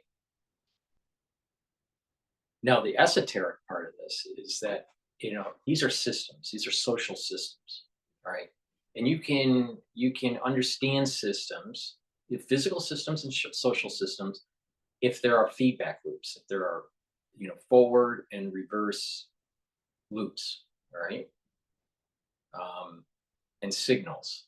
And there is an emergent behavior that starts to take place. This is part of complexity. This is what is called complexity science, all right? But there are emergent behaviors that can happen, that can lead to chaotic things or unexpected phenomena, even if the individual parts are very simple. So they're called agents, but these individual agents may have very simple rules, but they interact and have feedback loops, and an emergent property can happen. You can look at this from a subatomic particle level. You can think of it as just people interacting in commerce. You can look at this, you know, in maybe trading behavior between buyers and sellers and how a phenomena can change. Politics, anything that has some sort of simple rules, but there are feedback loops. Emergent properties can happen out of this. All right. So what does this mean? All right. Sometimes you can see in these systems where things are happening, right, and they're undulating, right, and then all of a sudden you'll start to notice that it's undulating faster and faster and faster, and there's like a pinch point. All right. And I think what we're seeing here is that each year that goes by, the closeness, the difference, all right, so x-axis is time, y-axis is difference between a Republican or Democrat candidate in the polls. So wherever they're polling, you know, whatever their percentage is, let's say they were 10 points ahead in time zero, so it'd be 10. But let's say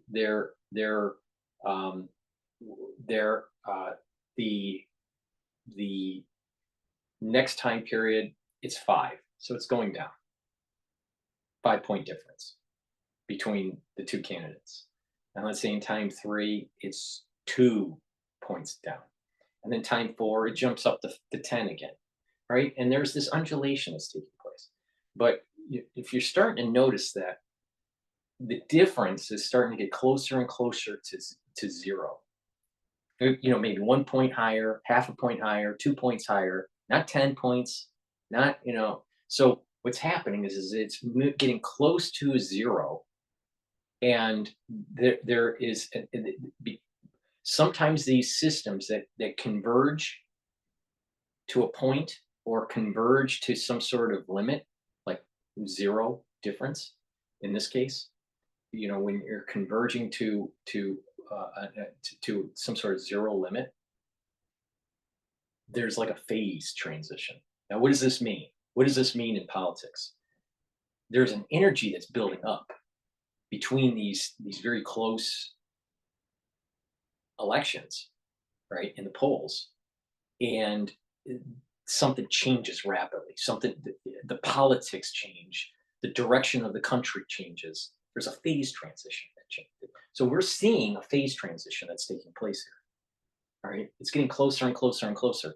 There's, you can call it the Democratic Party or Republican or ultra liberalism and conservatism or whatever. But there's a pinch point that's taking place, and there's a phase transition. Now, in trading, what you'll see is a price might be moving. So you have time in X, and you have price. So the price is undulating, right? And then all of a sudden, the change between the undulations starts to get less and less and less. So it's like a harmonic dissipation at a pinch point. And then all of a sudden, bam, there's a jump diffusion, either positively or negatively. So there's this pinch. It's some people call it wedge, some sort of wedge analysis. But the point here is that there's a phase transition because there's an energy that's building up in the system. We're seeing an energy building up in the system in the polls. So there's going to be a phase transition in our politics. Now, what is it? What is that? That's an esoteric way of saying that the country's moving in a different direction. Now, we don't know for sure if it's going to be a conservative direction or an ultra liberal direction, but this is a set of data points that is suggesting, with other telemetry, but other things that one could look at in society to see that there is this pinch point that's taking place, or there is this building up of energy for a phase transition. So that's an esoteric way of saying what this guy's just saying. But if you've been watching me for a while, you'll notice that I'm constantly referring to data and chaos. There's or a buildup of energy or buildup of pressure in the system. The same thing if you take it with what's going on in the Middle East.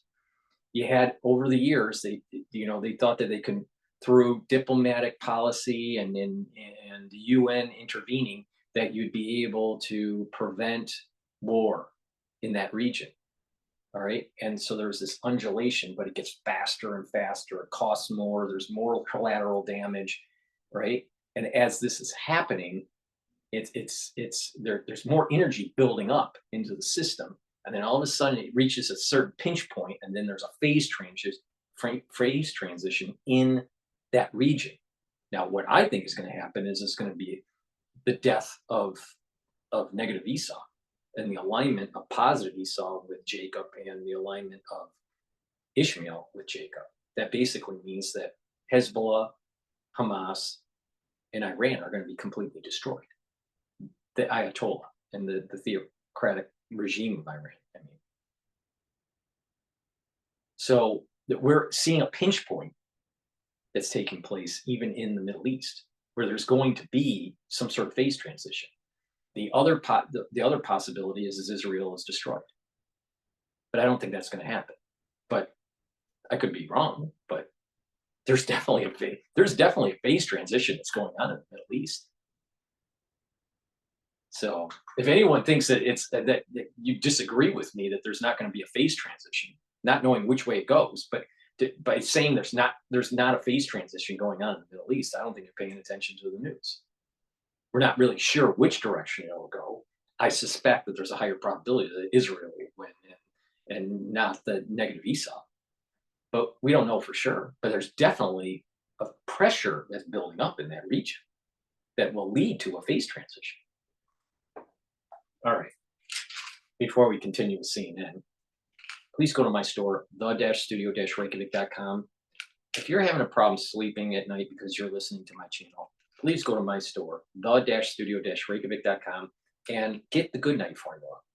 If you're tired or you're worried about a nuclear war in the Middle East or even in China, or you're worried that the Democrats are going to win the election and you can't sleep, go to my store, the-studio-reykjavik.com, and get the good night formula.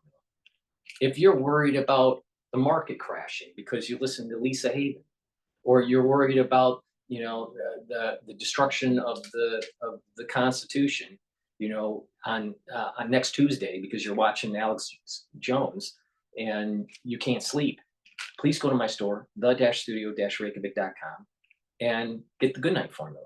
Why? Because it has melatonin and tryptophan in it. This will, if you take this, you're going to get 3 cycles of REM sleep, roughly. You're going to get deep sleep. You're going to be well rested in the morning. You're going to have consolidation of memory, and you're going to be detoxifying your central nervous system. That's really important because chronic sleep deprivation means you don't consolidate memory. You're not going to have energy, and you're going to build up toxins. When you have sleep deprivation chronically, you are increasing the chances of early onset of dementia. On top of, you have higher cortisol levels and your immune system is down. So you get sicker and you age faster. So please go to my store, the-studio-reykjavik.com, and get the good night formula. I have just told you that if you listen to Lisa Havens, you're going to age faster. Why? Because your cortisol levels are up and you can't sleep. I just told you that if you listen to Alex Jones, you're going to age faster. Why? Because he's telling you the end of the world is around the corner. Please go to my store, the-studio-reykjavik.com. Listen to my channel. I'll tell you what's going on and how to mitigate the problem. Go to my store, the-studio-reykjavik.com. Get the good night formula. Take this every day. Get a good night's sleep. Get 3 cycles of REM sleep and deep sleep. Consolidate memory so you have more mental acuity, and you're reducing the chances of early onset of dementia because of sleep deprivation. And stop listening to Alex Jones. Please go to my store and get omega-3. I've told you many times on how to mitigate cardiovascular disease. Omega-3 will lower your LDL levels and increase your HDL levels, and omega-3 will help prevent red blood cells from sticking.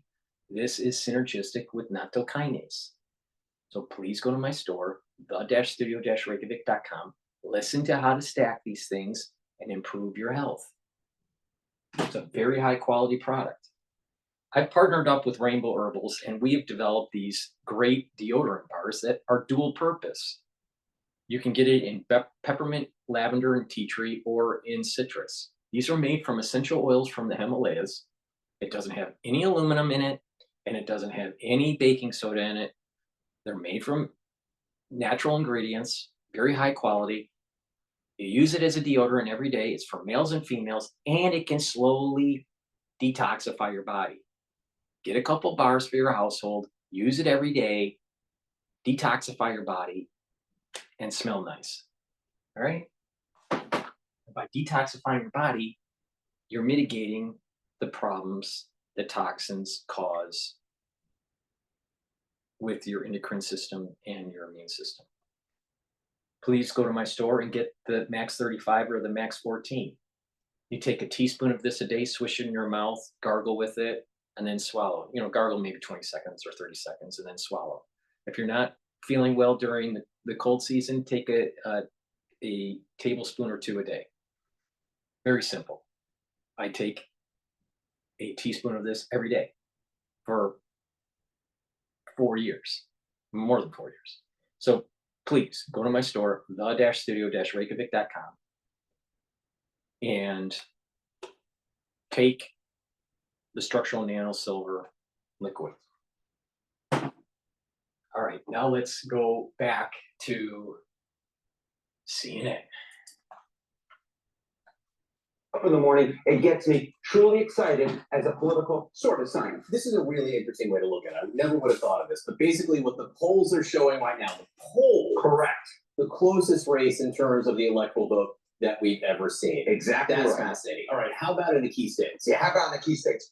You know, it's not just when you tally up the electoral votes. Harris likely must carry 3 of these 4 states to win, and these are the states most likely to determine the electoral college. Look at this. North Carolina, less than a point lead for Trump. Wisconsin, less than a point lead for Harris. Michigan, the exact same thing. Pennsylvania, the exact same thing. Basically, the 4 states that are most likely to determine this outcome are all within a point. And when we span this out to the electoral college, what do we get? We get exactly this. Harris with that 276 electoral votes because she carries these Great Lake battleground states, right? But let's just say we flip Pennsylvania and the polls don't match the result exactly right. What happens? We flip Pennsylvania to red, and then we get Trump to 281 electoral votes, which is not really much of a long shot, given that at this particular point, the race in Pennsylvania is within a single point.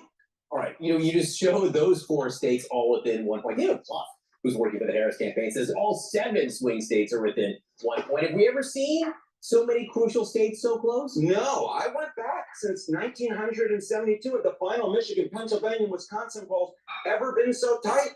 No, they have not. We have never had a year where any one of these states was within 1 point. And this year, John, all 3 of them are within 1 point. It's a historically close campaign, whether you look at the national polls or at the state polls, like we just did. And I think we just got united. You know, the thing is that Michigan, Pennsylvania, Wisconsin, you got to hold the line. You got to hold the line. So a Republican can get into the White House, and for Republicans to win the Senate and the House of Representatives. It's really important. Hold the line. I'm saying it is close. Arian, thank you. Thank you, John. With just 14 days until Election Day in America, let's bring in CNN political director David Chalian to tell us the one big thing they need to know today. David, what does that take away? Well, you said it. It's too. This is a chat GPT for Airbnb. This new income assistant is trained to find you semi-passive income.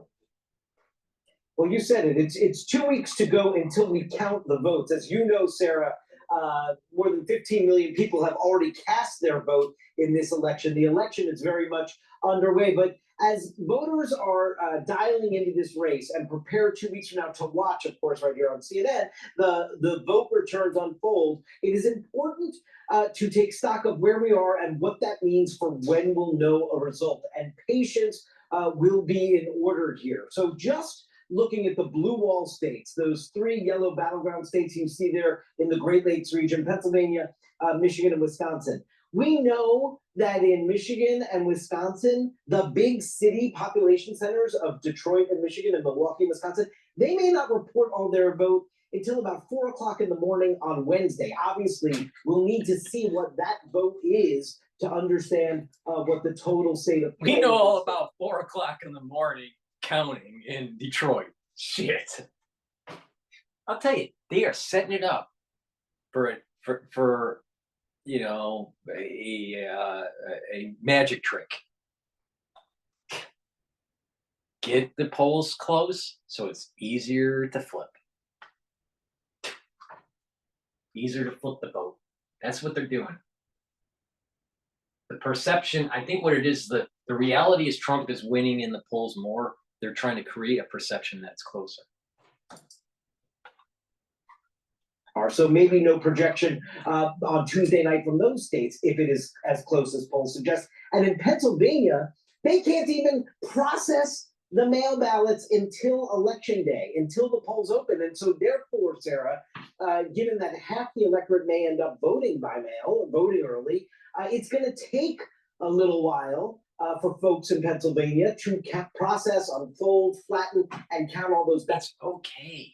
Back in the olden days, we didn't know who was the president until a few days after. So don't worry. We don't need to know who the president is, at 11 o'clock or 12 o'clock in the morning, right? We don't need to know. We can wait a day. Just all I want is whoever's voting is a legal voter and that everyone's vote is counted. Now, 4 times, but once. All right? No illegal voting and no double counting and no flipping. That's all I'm asking for.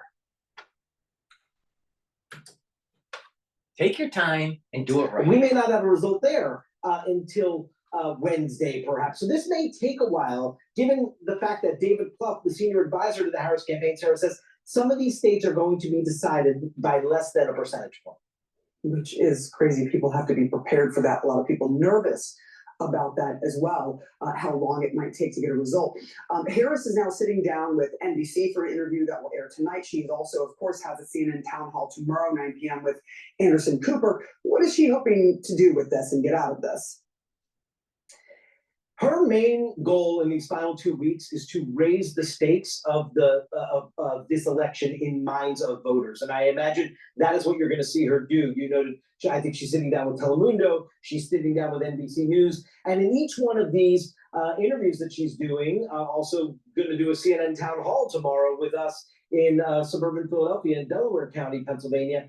Her main goal has been to draw a sharp contrast with Trump on every issue at every moment of the day. And I'd be surprised if that's not what comes through in these interviews she's doing today, because their goal is to remind voters of the negatives of Donald Trump, because we see in a lot of polling that a lot of voters remember the positive sense of the economy or of having more money in their pockets. And the Harris campaign believes a second Trump term could be far more dangerous, and they want to remind voters of that as they go into the voting booth. We are in the Democratic Party that's complaining about Trump is what they really are complaining about themselves. They just are projecting. It's a psychological problem. But please go to my store, the-studio-reykjavik.com. If you're a bodybuilder, if you are an athlete, or if you're just aging, all right, and you want to build muscle and maintain muscle mass and improve your recovery time, please go to my store and get Myotrol. Myotrol will help you build muscle, maintain muscle mass, but also improve the health of your mitochondria so you have more ATP. You need ATP to maintain muscle, all right? You need lots of it. And as we get older, it starts to go down. When you're an athlete, you're burning up your ATP because you're working out and you need to recover. You should be taking Myotrol. If you're a bodybuilder and you're trying to build muscle, take Myotrol, all right? Please go to my store, the-studio-reykjavik.com, get Myotrol, increase your muscle mass, maintain your muscle mass, especially when you get older. This is important. And by doing this, what you're going to start seeing is that you're slowing down the aging process because you have more energy. You can move around and you can do other things, right? And when you stack this with stuff like strong antioxidants, then what you're going to start to notice that you're slowing down the aging process even more. So the ingredients that are on here, and you can read it on the screen here, but the ingredients in here, they bring down inflammation, they're they're also antioxidants, all right? So if you've been paying attention to the theme that I have here, is that you neutralize pathogens, bring down inflammation, take strong antioxidants. And by doing that, you're going to slow down the aging process. And then what you want to do is improve your ATP levels. So you have more energy. So you have a better endocrine system. So you have a better immune system. And you're mitigating some of the problems of just natural aging. So please go to my store and get the Myotrol. Talking about cellular metabolism, vitamin B complex is very important. You need vitamin B to help with your neurons. You also need vitamin B to help with your mitochondria. And vitamin B helps with the cellular metabolism. So please go to my store, the-studio-reykjavik.com, and get the vitamin B complex. Improve your neuron health and improve your cellular metabolism and your energy levels. Multivitamin. This multivitamin is easy to digest. You need multivitamins as cofactors for enzymatic activity. So when you have these cofactors, your cells are going to perform better. Your tissues are going to perform better. So this should be part of your daily routine on top of the other supplements that I tell you to take to slow down the aging process, have longevity, and improve your immune system and your endocrine system, and improve your overall health. So please go to my store and get the multivitamin.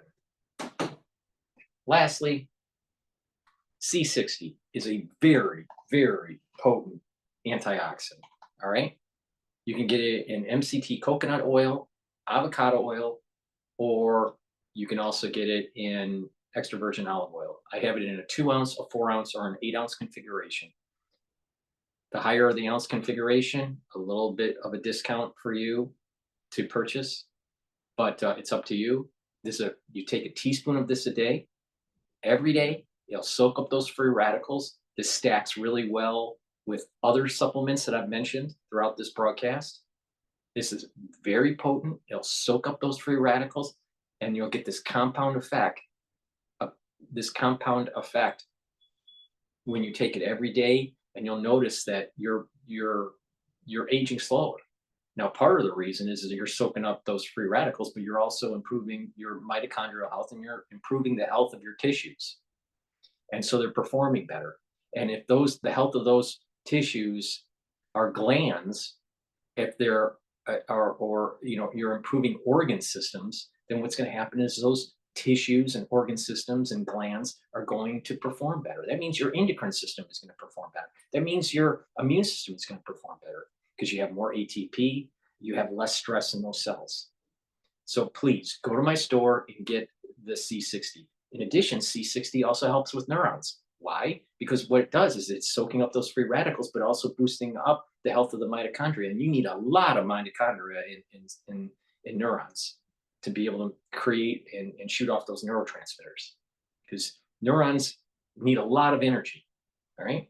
That's why when you're thinking, thinking hard, or you're, doing complex things, that you're hungry, because you're burning a lot of energy. So please go to my store and get the C60. It'll soak up those free radicals, and by doing that, it's going to slow down the aging process, improve the tissue health.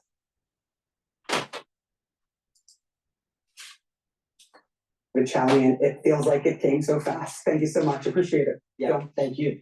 All right, with us now, CNN senior political analyst Ron Brownstein and Republican strategist and former RNC communications director Doug High. Gentlemen, Vice President Harris spent an entire day in the 3 blue wall states, a phrase I believe invented by Ron Brownstein. Nice to have you here. Yesterday with Liz Cheney, a Republican. The 3 most important states in this election, a whole day with just 2 weeks left. I want to play a little bit of that.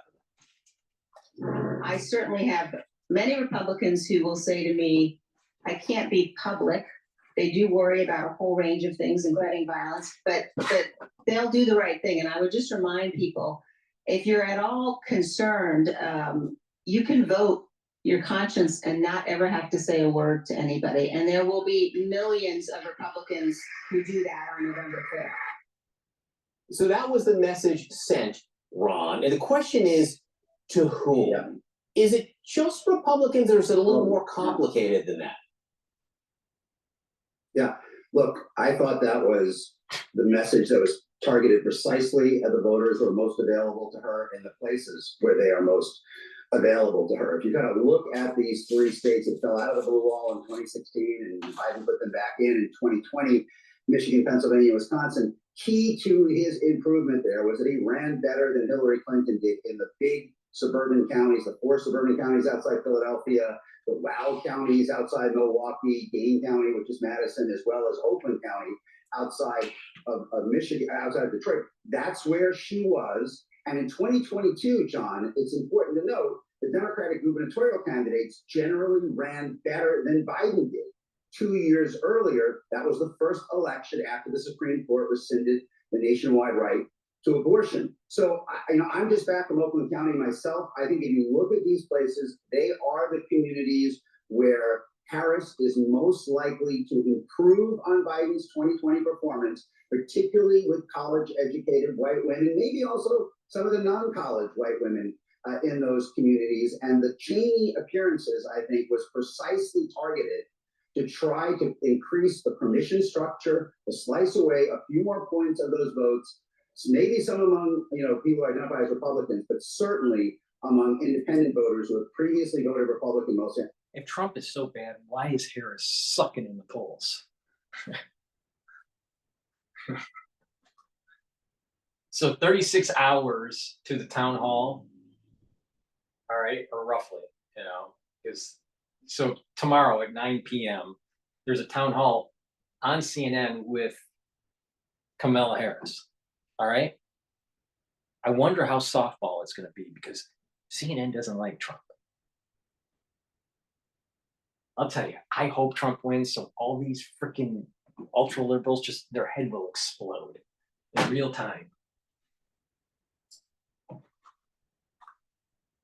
Economic issues, but find Trump a threat to their rights, their values, and are receptive to the message that he's a threat to democracy itself.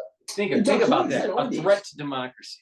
All right. First of all, Republicans, just the term Republican means constitutional republic. All right.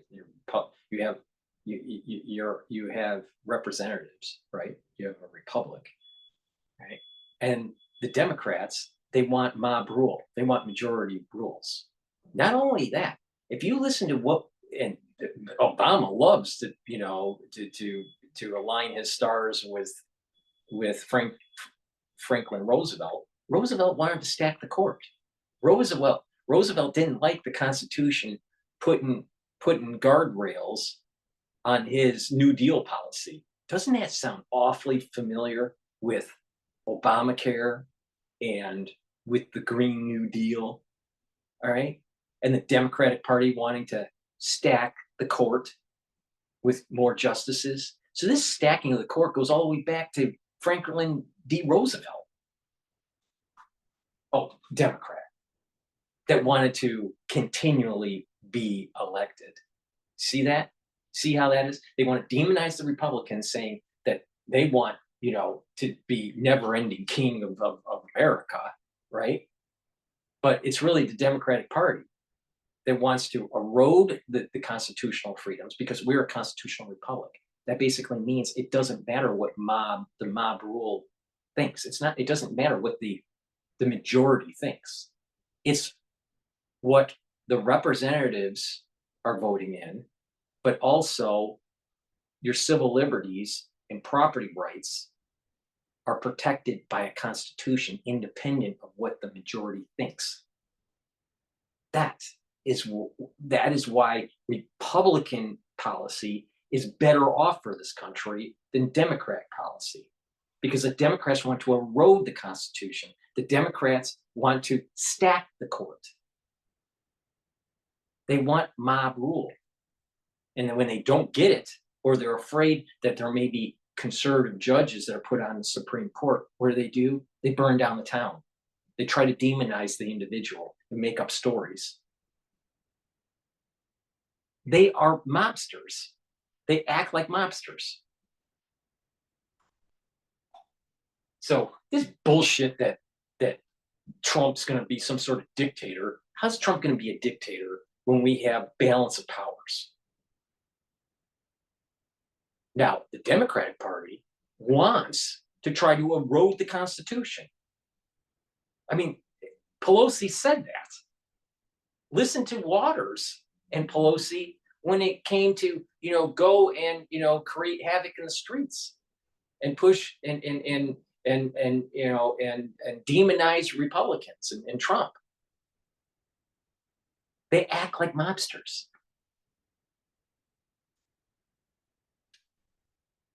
Now there's an added component here, because the national security state, the administrative state, has aligned itself with the Democratic Party, probably going as far back as Bill Clinton.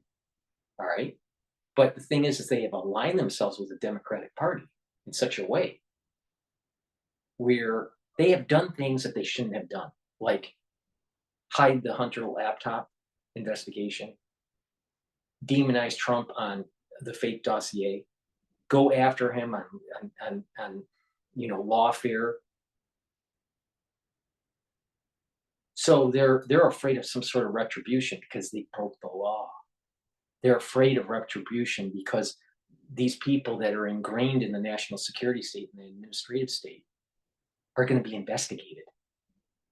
And so it's going to be spun on CNN as Trump, if Trump gets elected and the Republicans win Congress, the Senate and the House of Representatives. If the Republicans win, investigations are going to be had. CNN is going to say Trump and the Republicans are going after, enemies, their political enemies. But the reality of the situation is that the national security state thought that they superseded the Constitution. The national security state felt that they were above the law. The national security state aligned themselves with the Democratic Party to try to take down a presidential candidate physically and also politically. So the reality of the situation is that if Trump gets in and the Senate and the House can be controlled by the Republican Party, there's a high probability of investigations that will take place that will show that the Democratic Party and the national security state broke the law. And that's what they're afraid of.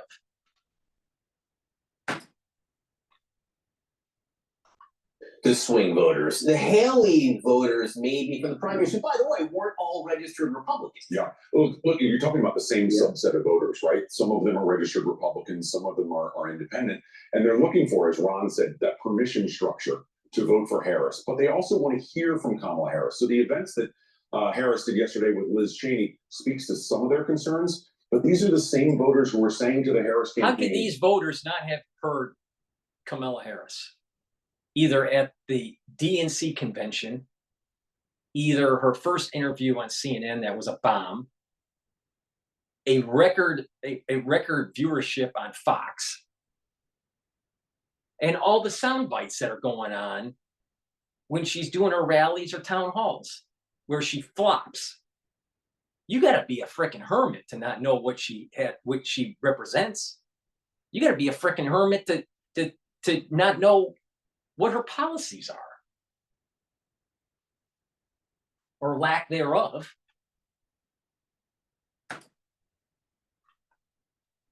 We don't like Donald Trump, but we know who Donald Trump is. Who are you and what do you want to do? I think that the real vulnerability for the Harris campaign here is that age-old question of the devil you know versus the devil you don't know. You always go with the devil you know. They know Donald Trump. They need to get to know Kamala Harris, and time's ticking on that. I want to ask you. Yeah, and they know that Trump did a very good job as president for his first term, and he had to deal with a major crisis. We know what that crisis was. Thank you, Dr. Fauci.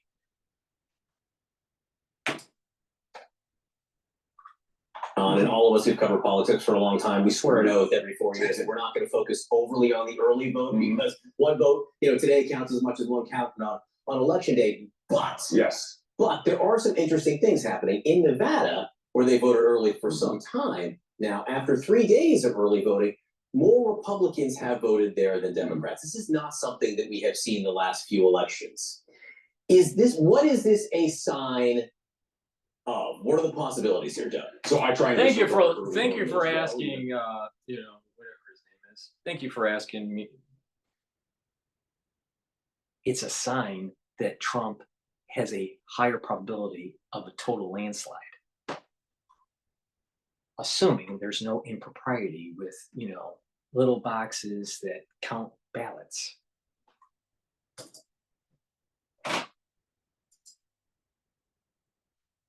Usually vote early. And look at North Carolina as well. We see Republican numbers are up, Democratic numbers are down compared to 2020. But I'm not looking at the Republican or Democrat numbers. I'm looking at the unaffiliated voters in North Carolina. And what are they going to do? What have they done already? And over the next 2 weeks, where are they? All right. Please go to my store, the-studio-reykjavik.com, and get the supplements that I've mentioned throughout this broadcast. Zeolite is a great way to detoxify your body, get rid of heavy metals, toxins, and chemicals. It's a negatively charged molecule that will attach to positively charged chemicals, toxins, and heavy metals. And what that will do is it will allow you to excrete it through your urine in 6 to 8 hours. You can detoxify your body once or twice a year. The way you do that is take about 4 drops underneath your tongue, drink it with filtered water, and then just use up the bottle, through just your daily dosage, and do that once or twice a year. All right. Or you can do it throughout the whole year, every day, and just take a couple drops underneath your tongue, drink the filtered water, and use it year round. It's up to you. Some people detox their body once a year or twice a year or throughout the whole year. It's up to you. This zeolite you can take year round.